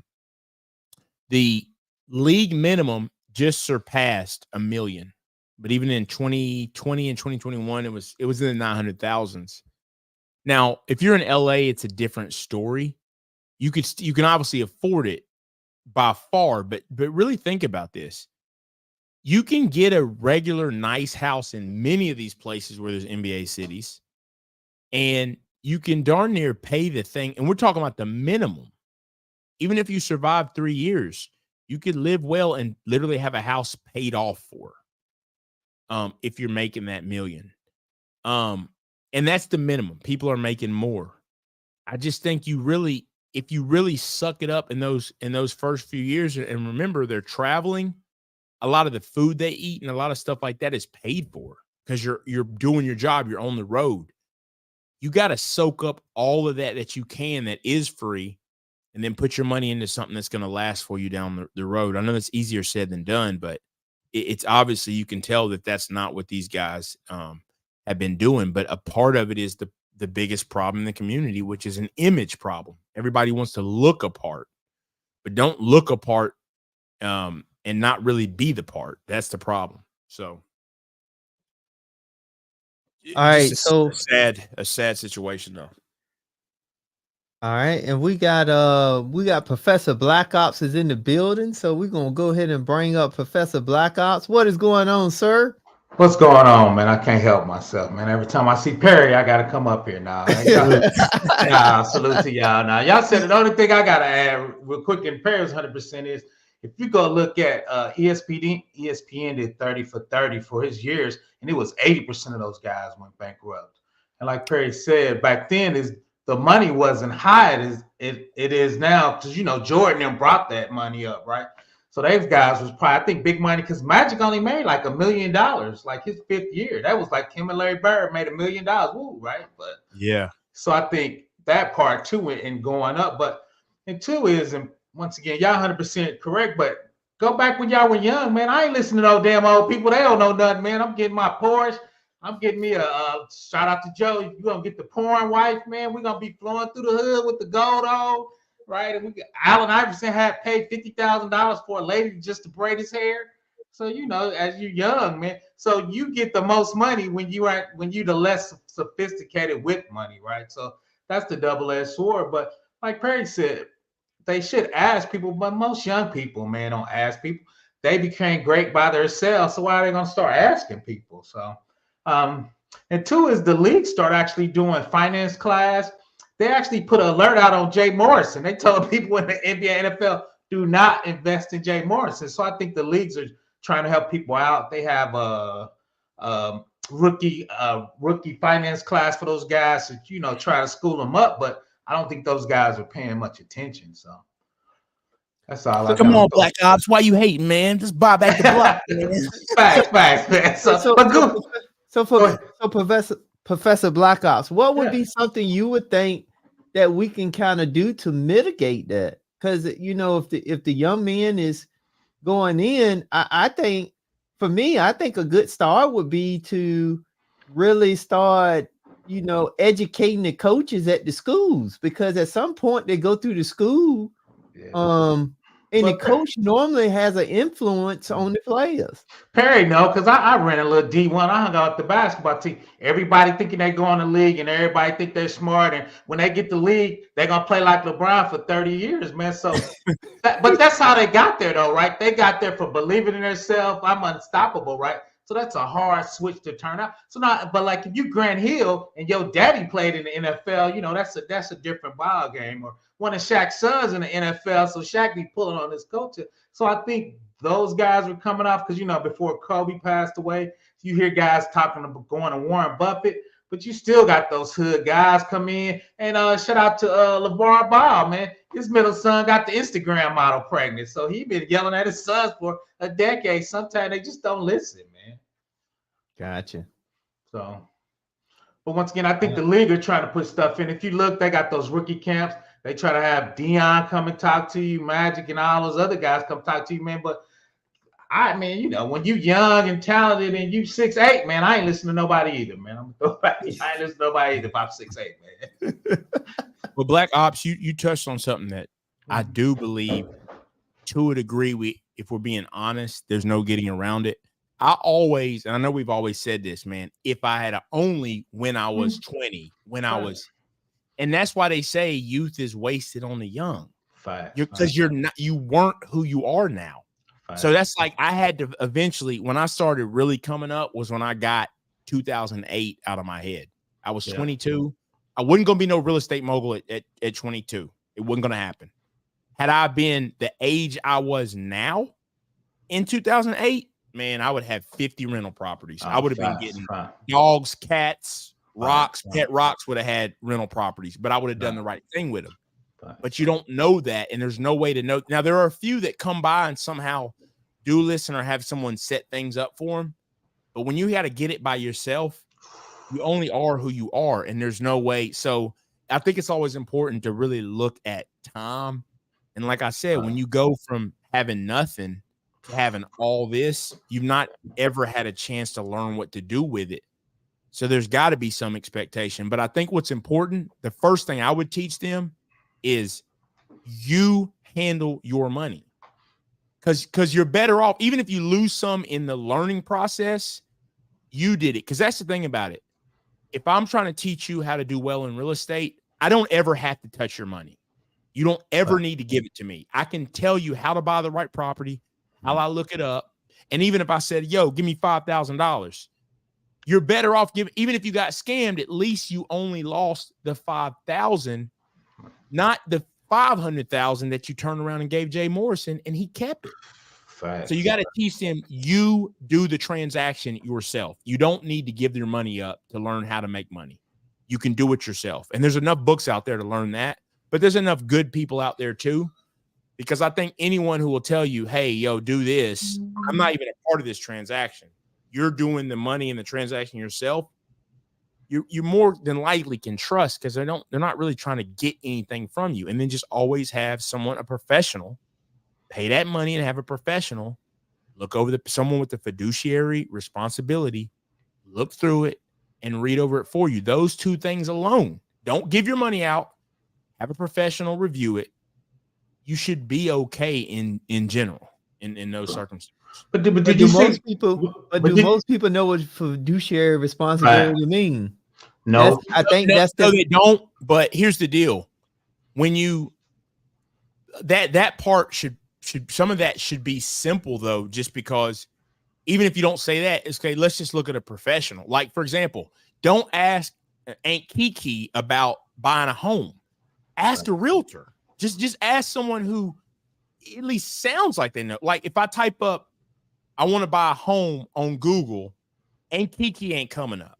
All kinds of realtors who at least have a license are coming up. And I'm just saying, look to them for, and I know we don't want to do that. We don't want to go outside the community, but look, that person, you know, there's always, you don't have to do the transaction, but at least go search. And there is too much out there for us now not to at least be trying to get to the safest way to do something.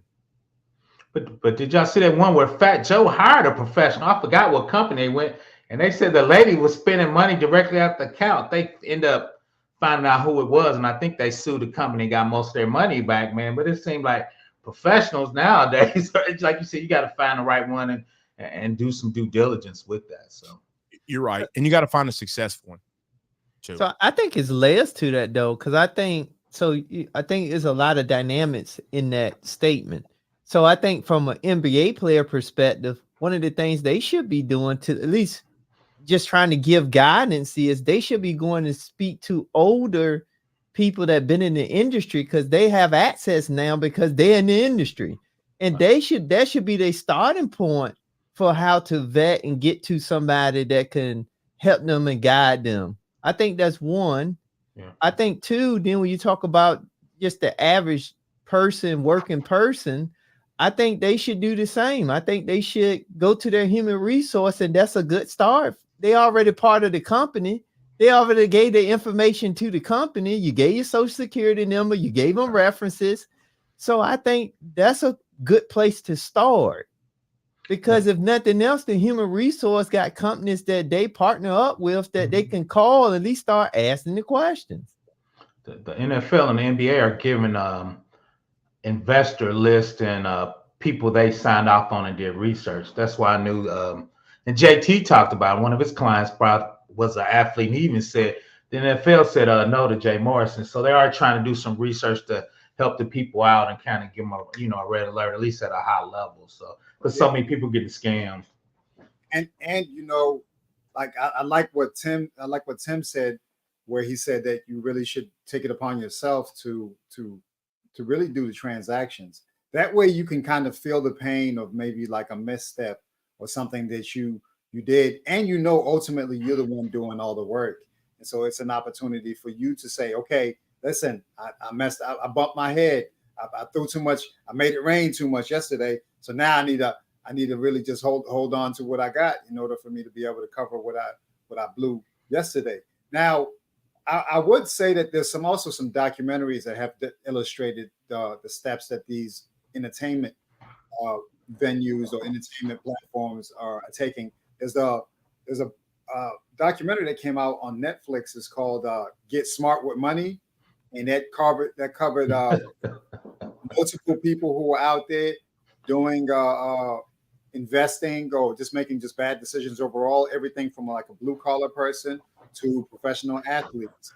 And then you also have another show, How to Get Rich with what's his name, Ramit Sethi. So those are two shows on Netflix that you can take a look at. How to Get Rich with Money, or excuse me, watch Get Rich with Money, and then the other show is How to Get Rich with Ramit Sethi. But too, though, I think in there is, if you look, most of these young guys, they don't even think about investing. They're working on their basketball craft or their football craft. They're working out 10 hours a day. And even in college, man, I was surprised. Shout out to Cornwall Dip. I was a little more than the towel boy. I ran track. I didn't hoop. I'm only 5'7", but that's a whole other ball game. But I think, though, even in college, man, football team, them dudes was working out 10 hours a day. I always thought the university should pay them, because a lot of times in a university, they would tell them, you can't major in being a doctor because we need you on a football practice team. You ain't got enough time to be studying. But that's a whole nother different conversation too. And two, I got to throw one other thing. Can I seen it? If you go back and do Florida State, Bobby Bowden, before your time, it was actually in USA Today. What was that lady called? It was called like the study team or get everybody ready team. He had people reading at the 3rd grade level in college. She was like, Bowden, I can't keep these guys up because they're reading at the 3rd grade level. Bobby Bowden was like, I need those guys on my team. So you get people in college that have no real business being there. You just athletically sound. I ran with guys and I would go study table. I'm like, this dude's really reading at a 6th grade level. So how the hell do you think he's going to NFL? So I think you got a whole other issue in there to really, I think, get those guys really educated, because I ain't gonna say they slip into the cracks, but if you 6'8" and you 12, you're gonna get a C in all your classes before you get to college. They're gonna make that happen, man. So I think that's a whole nother thing. I'm gonna throw that to Perry. He look like he wants some of that, man. No, man. He want a little piece of that. No, you're right though. I mean, let's face it. When you're like you said, man, when you're on that level, you don't have to focus on that. Because of who you are, you don't have to. So you don't have to go through some of those natural stumbling blocks of trying to learn how to, just learn in general. How to do all that, and that's what's tough. Like I said, a lot of those guys, when I was in class with them, they would just show up and they ain't paying no attention, man. No. They were just sitting there like whatever, and literally someone would come in. Sometimes I see somebody come in to make sure they're there, and they get up and leave a few minutes later. It is what it is, though. Trying to make it to the next game. Yeah, long story short, I was there and everybody had to go to study table. I turned in my paper to get this lady to just read over top of. She rewrote it so much, it wasn't my paper. I go, I'm 5'7". I gotta write my own shit. I know the ending to this movie. I'm like, I just think so they get extra help. I'm like, nah, you can't rewrite my paper like that. I gotta have some accountability, because I know I'm 5'7" and short back then. I weighed $110. I ain't going nowhere, man. So no. So right. But I think too is that's what I ain't gonna say the education failed them, but they're not really in the education. They ain't making it to the league. The problem is only like 3% of those guys are gonna get to any league. So you got 97% of the people that play in college football that say they're gonna get to the league. They ain't gonna get nowhere close to the league, man. It's some crazy small numbers. So Yeah, you're. Hey, but let me tell you this. I do think this new NIL thing. Well, I'm not gonna say a ton, but I think it'll help a little. Oh, Because and the only reason I'm saying that is because you now will at least have guys who, for several years, guys who would have never had a chance in the league will actually make some decent money while they're in college. And if nothing else, they'll still have some guidance while they're there to make a little bit of money, and they may see more money now at least that they would have never seen once they went to the league. So I think it can help a little bit, but you hope that the college programs do enough for them in those couple of years as well. And I know that certain programs do. They're putting things in place. I know one of them actually, well, I do know Auburn for sure because I heard the coach just say it. They actually set them up, explain taxes to them, and say, look, here's your NIL. We're not going to touch it, but we've got people that are going to tell you, here's what you owe. And they'll go ahead and set that aside for you because we don't want you running into tax problems. Like, that's something that's important because a lot of these guys, they'll be in college with tax problems because nobody told them they had to pay taxes. But you know? I think you're right, but I think it's going to be the double-edged sword. I ain't going to. A good friend of mine's son is hooping, and he had what was it? It was a $300,000 NIL deal over 2 years. I went to school with him. He told his son, he goes, don't let the $300,000 bag mess up your $30 million, right? Because people getting that money and going crazy, man. They getting in all kind of problems. They balling out in college now. They making it rain where they didn't have, Deion Sanders whispering in his son, he got the Rolls Royce calling him, man. At Colorado getting it booted, man. Yeah, so, that's true. Come on, man. So, that's some double edge. At least his daddy's smart enough to get his ear. So I think, like you said, some people going to get paid that don't get to the league, but I think it's that double-edged sword, man, until people get used to it too. Because like you said, you go from zero to now you got $30,000 in your check, which ain't a lot. But if you're on college, man, that's pizza for everybody. So and let us not forget too, right?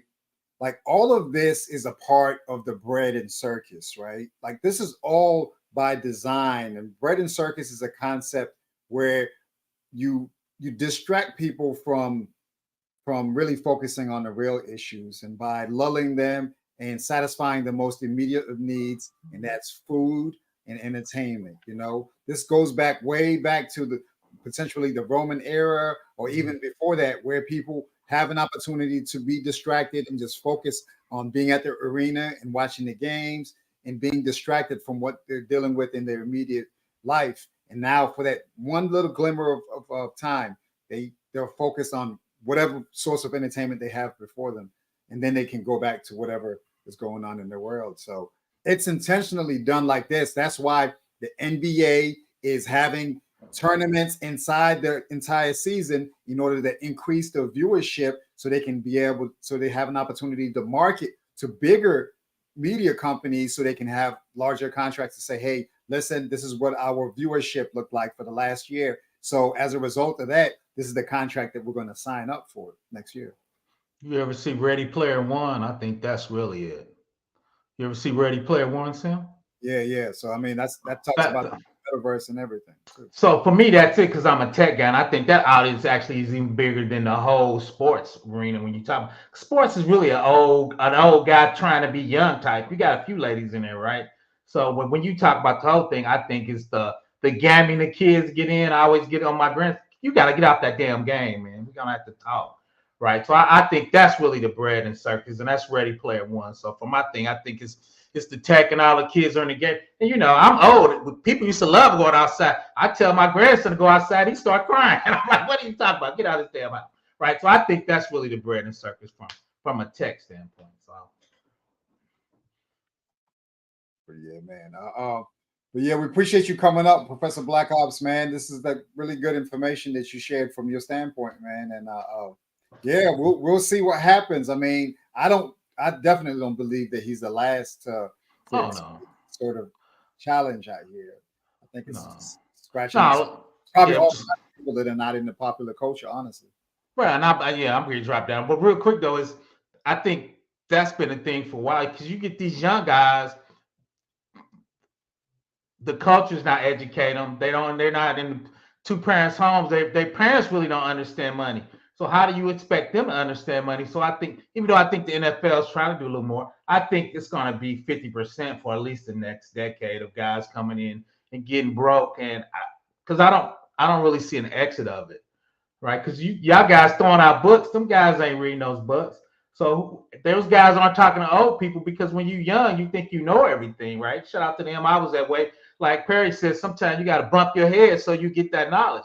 So the problem is though, they getting all that money up front. So why they bumping their head? They going broke, right? It's different. I didn't get no money till I was like 35, man. So I had a little chance to figure it out and start, okay, let me get my investing down. Let me get a couple real estate. Let me do a little something, get my stocks up, make sure I do at least the match of my 401k. So I started, learning some stuff. Like I said, reading the books. Ben Graham, that's before your time. Warren Buffett, that was before your time. So I was, learning like y'all. But those guys aren't doing that, man. They working on their craft because they think they're gonna play like LeBron for 20 years. So sad part is, I think it's gonna be this way for 50% for another decade. So that's my 2 cents. Salute. Yo, those are real words right there, man. Those are real words. Well, we definitely appreciate the insight there, Professor Black Ops, because I think one of the things is that's what we continue to bring the conversation. And the ones that tune in, we may not be able to catch them on the front end, but we definitely could plant some seeds and maybe some can sprout on the back end.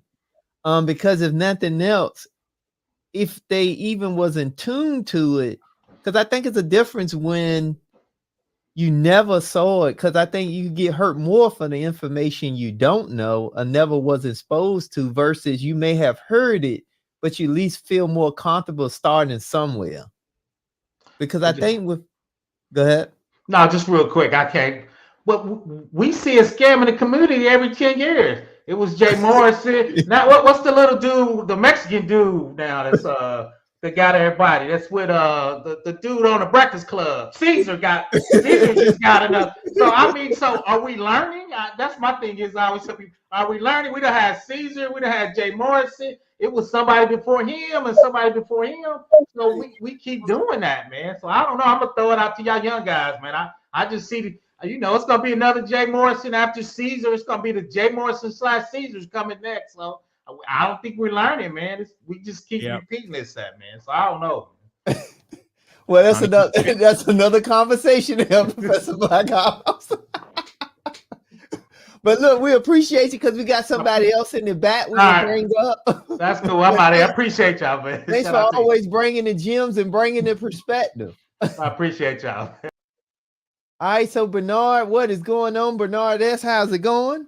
How's it going, my brothers? I enjoy watching y'all. So the first problem I'm going to bring up is how much people don't care about it every time you guys come on. The proof is how I look at it, because I'm doing psychology and cybersecurity double major. So the proof of it is the amount of people that's even here right now, and every time y'all come on, they don't want to hear it. We're going to start with that. They don't want to hear it. They don't want to hear it till it's too late. I've been looking at all you brothers in Intentional Millionaire. You know that I've been looking at y'all guys for as long as y'all been on.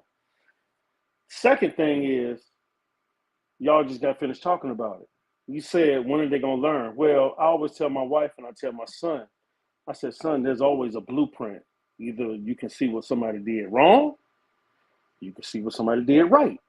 And this when it comes to money, just like, PerryUnlikely said, it's just like, there's a blueprint, people.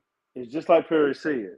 Okay, what's Shaq doing? No, Shaq had his shoes in Kmart, people. What we talking about here? His shoes were in Kmart, $14.99. He didn't depend on that. What did he end up doing? He got like 27 car washes, all this other crazy stuff, because I looked it up. And then I think y'all were talking about the junior guy. I think it's the same guy I'm thinking about with the Wendy's. Is that him?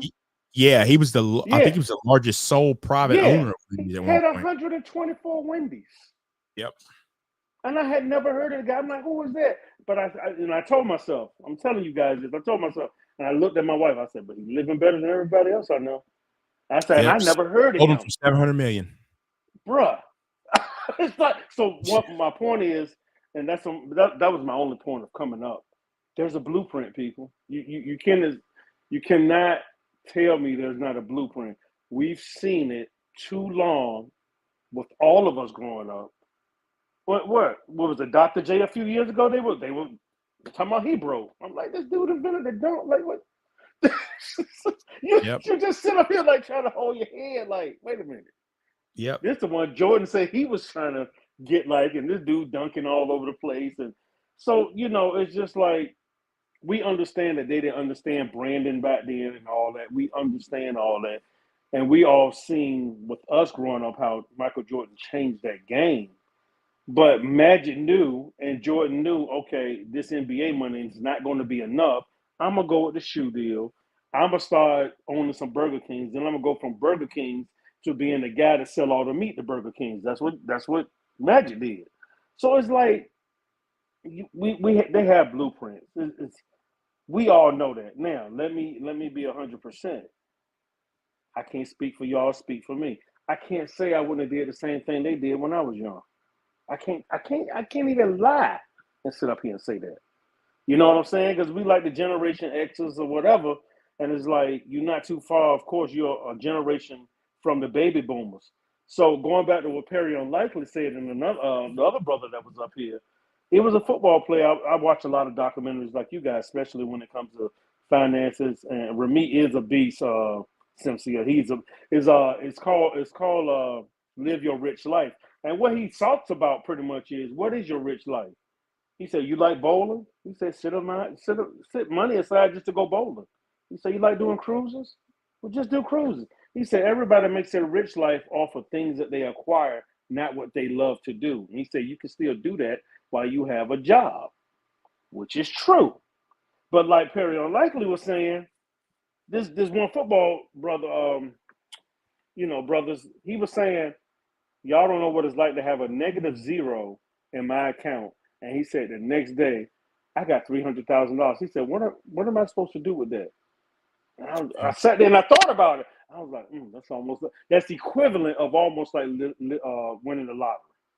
And I was like, And he asked a deep question. Now, I don't know. He was a running back, too. I forgot his name. He's not in the league anymore.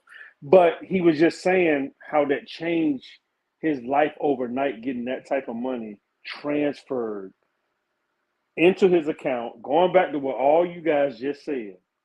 Then you got the parents that don't know nothing about it. So everybody's like, oh, I always wanted this house, blah, blah, blah. It's always the same thing. Because, okay, I'm going to ask everybody the question in the chat and you guys. Hey, what you going to do with your money now that you done got signed on? What's the first thing the guys say?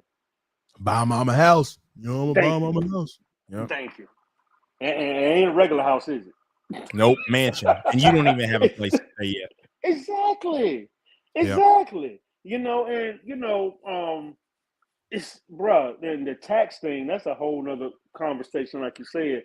But my solution, because everybody know what the little 10 videos I do have, I'm gonna come back. I always give solutions. If anybody's watching this, y'all could at least come watch all their videos until y'all catch up, or just reach out to these brothers right here, because you'd rather talk to somebody who's actually doing it or done it and know what to do and what not to do.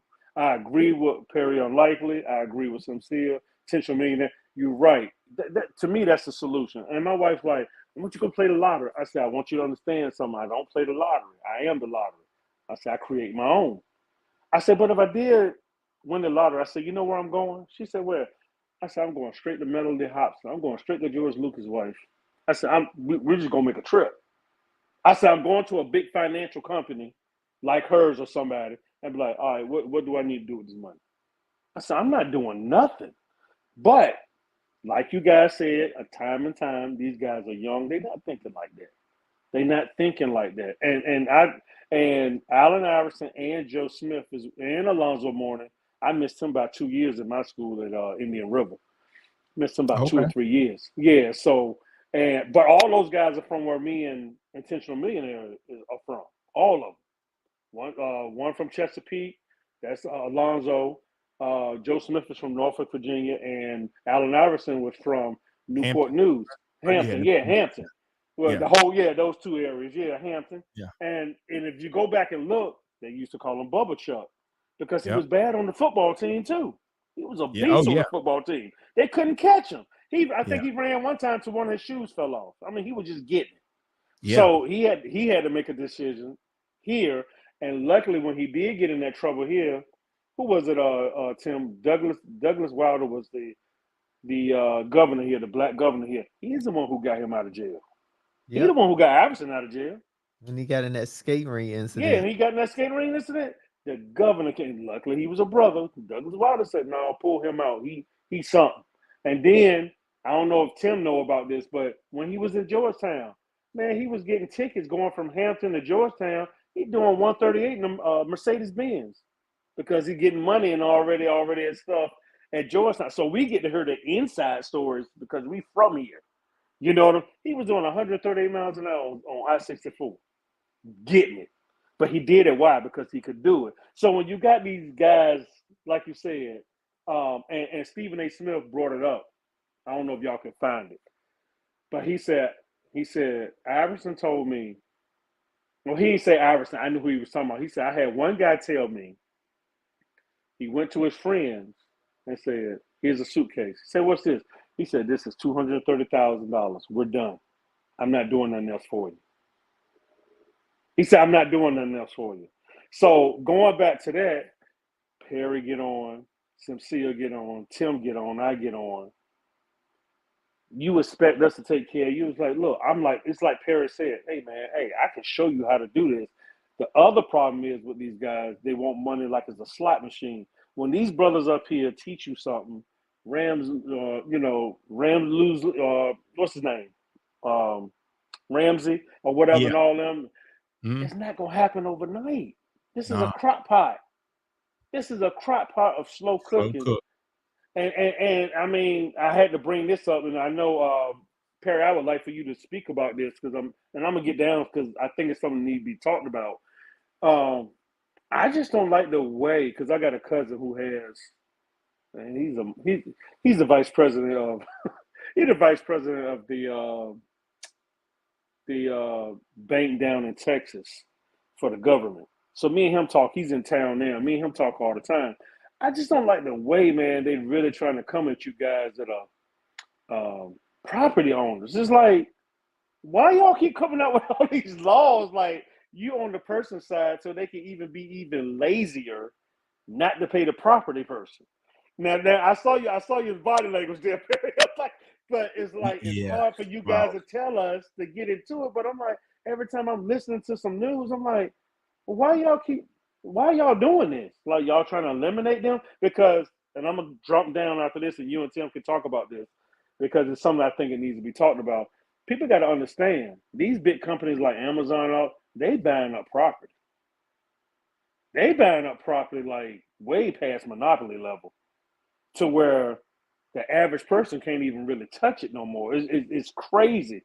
But going back to the original question, I just wanted to know, how did you feel about that, Perry? Just how they keep coming at you, real estate guys and owners, man. You know, every time I look up, they're like, oh, well, the person's not going to have to pay. I'm like, this is not COVID anymore. So y'all trying to continue this? So I just wanted to know how you feel about that, you and Tim and Simcia. Yeah, absolutely. I definitely have some thoughts on that. And I want to point this out, and I'm going to touch on that real quick. When you look up Joe Smith, what you hear is a former American professional basketball player. 61 million he made, right? Now, when you look up Junior Bridgman, it says is an American businessman and former basketball player. So basketball player comes second. He never made over 350,000 in a season. He's worth more than Shaquille O'Neal.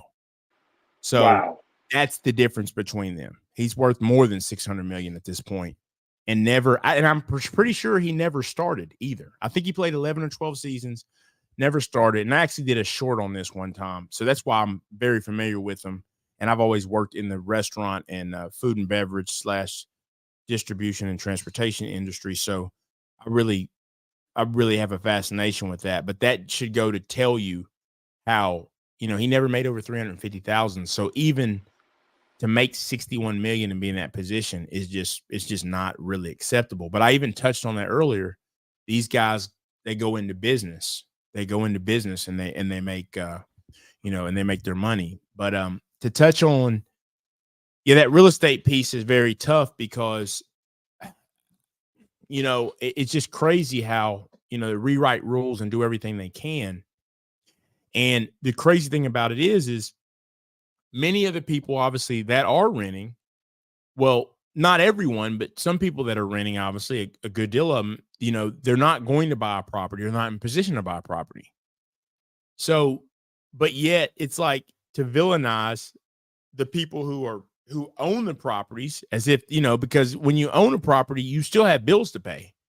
And it's reliant on those people that live there, Facts. pay theirs Facts. so you can pay yours. So you touched on it. What's going to happen is when you run those people off, because, the people who are renting don't have to pay, then it affects, and most landlords aren't running it like a business, unfortunately. So they're not even in position with reserves. Then when they have to default or they have to sell, who do you think it's going to, then it's going to end up in the most shrewd of people's hands. Then you got BlackRock, because that's who I'm not against, but that's who I am trying to outbid. I'm trying to outbid the giants for property. I'm not worried about the average Joe. I'm worried about the banks who are buying up everything. That's like my bit, because they can afford to just write a check like that.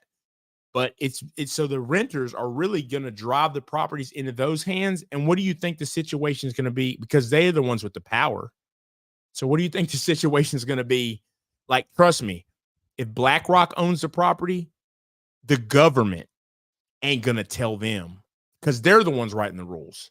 The government ain't going to tell them what to do. So if they jack it up, all the rent control and all that, if there's anyone that can change rent control, it's BlackRock. And it's those And other I'm companies. I'm glad you said that, because I was just gonna call BlackRock a smaller government. Yeah, That's and the exactly what I was government, about to say. matter of fact, the government has borrowed money from BlackRock on a number of occasions. A number of occasions. They owe BlackRock quite a bit, actually. So it's like, I think a lot of times the people renters don't understand, almost like this mentality. You got to always understand when you drive things, when you take that approach, like, well, I don't got to pay, it's on them. Well, there's a cause and effect. And the cause and effect is it'll end up in the hands of someone where, the situation gets worse for you, and it's just, yeah, it's crazy to see all this unfold like that. And almost, the landlords are made out to be, like villains. And I think I pointed this out before. I hadn't, I have a fourplex that I have. A lady had terminal cancer, and my property manager explained it to me. And I said, you know what? It was a pandemic too. I was like, don't worry about it. We'll figure it out. I wouldn't go in the hole anyway. I wasn't making as much, obviously. I was like, you know what? We'll figure it out. So many of people would have probably tried to put her out. To me, I'm not doing that. I'm just not getting down like that.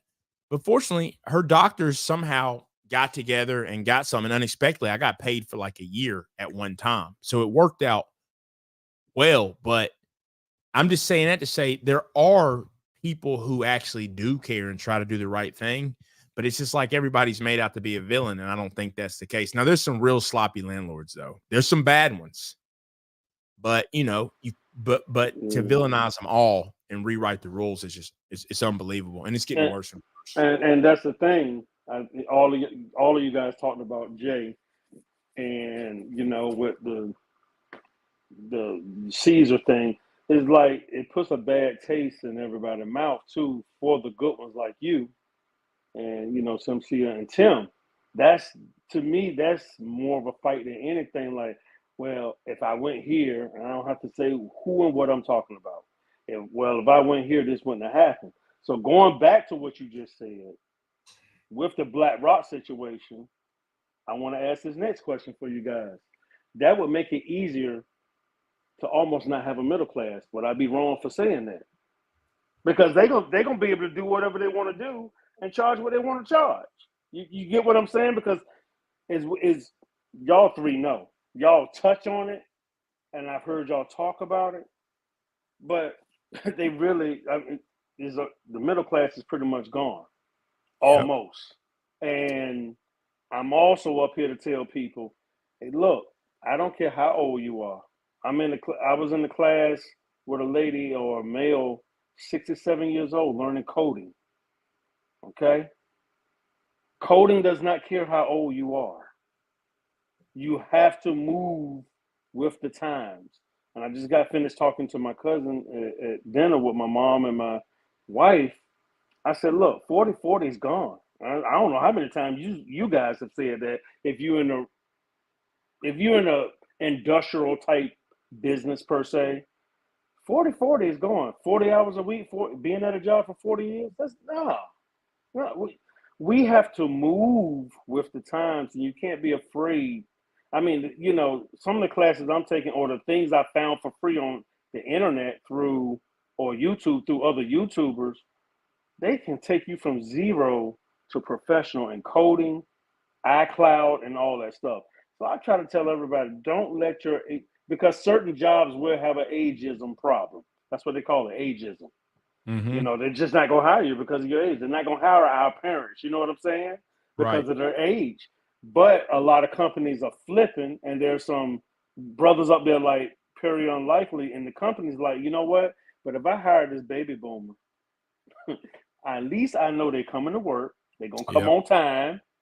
And they're starting to see that now and not just pick these young people to just be like, oh, yeah, well, no, you need somebody that's going to keep your company going because these young people are going to, jump from job to job. But and going back to the whole situation with the basketball and football thing, y'all pretty much said it. They didn't even, some of them went straight from poor to rich. They skipped the middle class and went all the way back down to poor. Yep. They never hit middle class or upper middle class.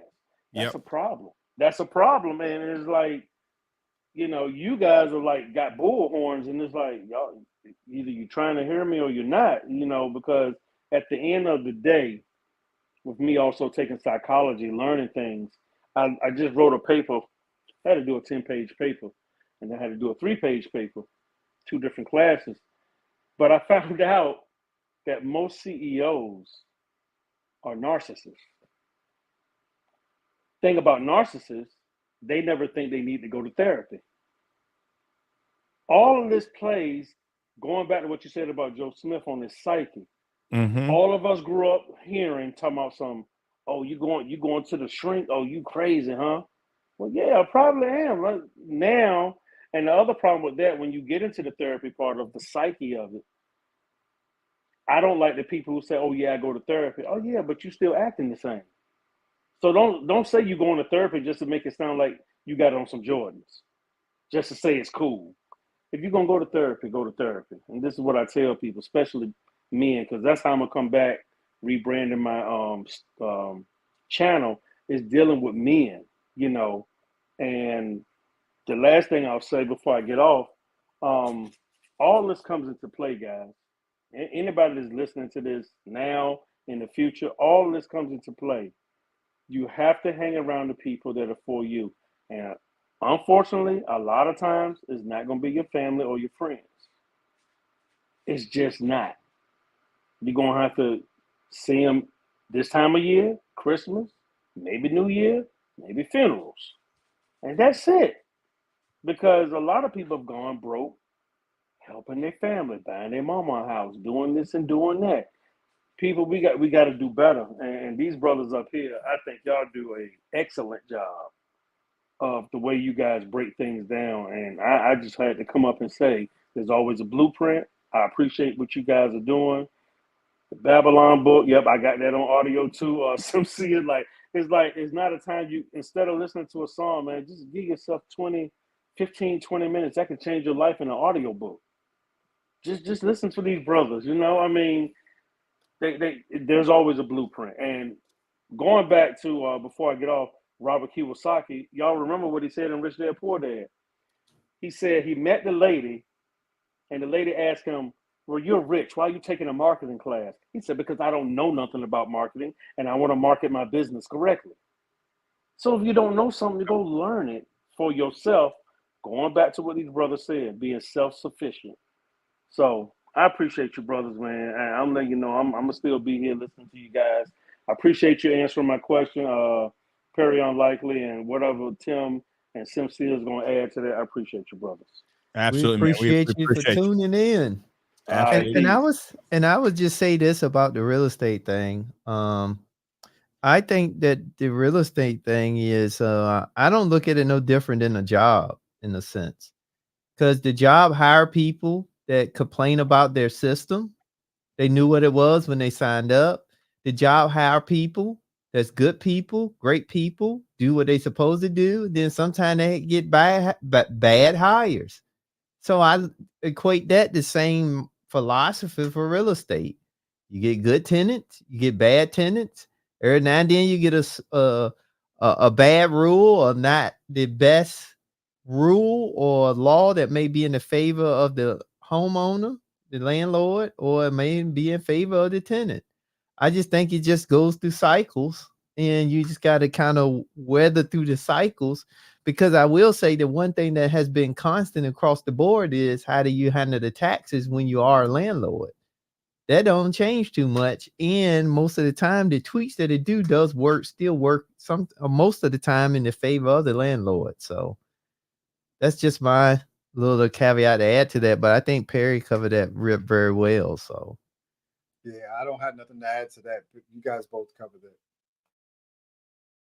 well, unless in it. So what you guys think? I think we had a good stream. I think if you want, we can get ready to wrap up unless anybody got any final thoughts, final questions. Shout out to Cryptonomics, which is in the building.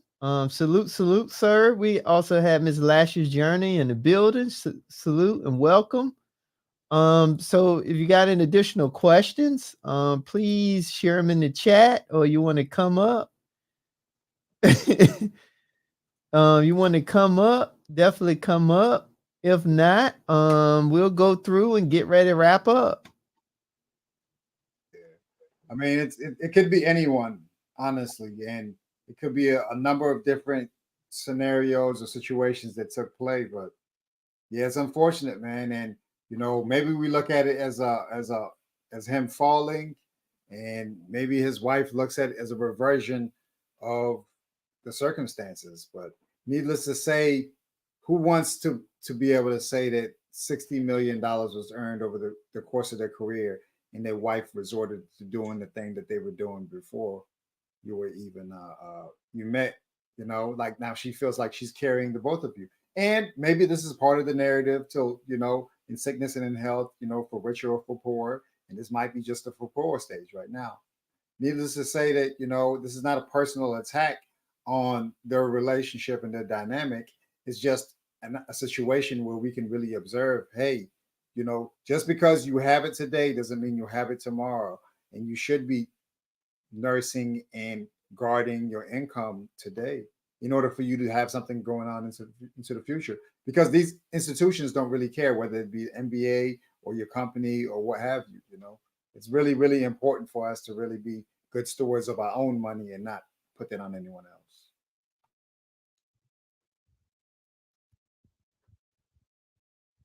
But yeah, and salute to Tam. Tam knows all about this right here. This is her space, where she really talks to us about getting the high-tech skills and putting ourselves in position for us to be paid at a higher level. And then after you have the income, even before you have the income, putting yourself in position to understand how to execute these investment plays, not the plays that happen on these podcasts, but real life strategies about how to structure your family plan, how to structure your income, how to structure your investing opportunities, and really just having an idea of how to really evaluate opportunities that you should be evaluating when you don't have the money. So when you do have the money, it's nothing but upside, Yeah, Cryptonomics said them players don't know what the F to do with 60 million. It's a damn shame. And shout out to Tam is in the building. What is going on, Tam? And he also said 60 million is greater. He's basically saying 60 million. Man, I couldn't go broke even if I wanted to. Yeah, because you would probably leverage investments. You would start doing some of the right things. Because I just did a simple calculation. If he just took $1 million of this, let's just say 18 million after he paid everybody. If he took $1 million, put it in a safe account, at a fixed account at 4%, it'll grew to $1,480,000 in 10 years. That's crazy. 400,000 that could have been towards take care of his house or whatever. He still got a million in the bank. Yeah, But go ahead, Perry. I was saying that's crazy, man. That's crazy. So what you got there, Perry? What you got as a wrap up and summary on the conversation today? Well, y'all know I'm always touch on the relationship aspect. I mean, and it's not even, it's relationship period. Doesn't matter if it's friends. It doesn't matter, wife, friends, husband, whatever, significant other. Regardless of how broke you go, her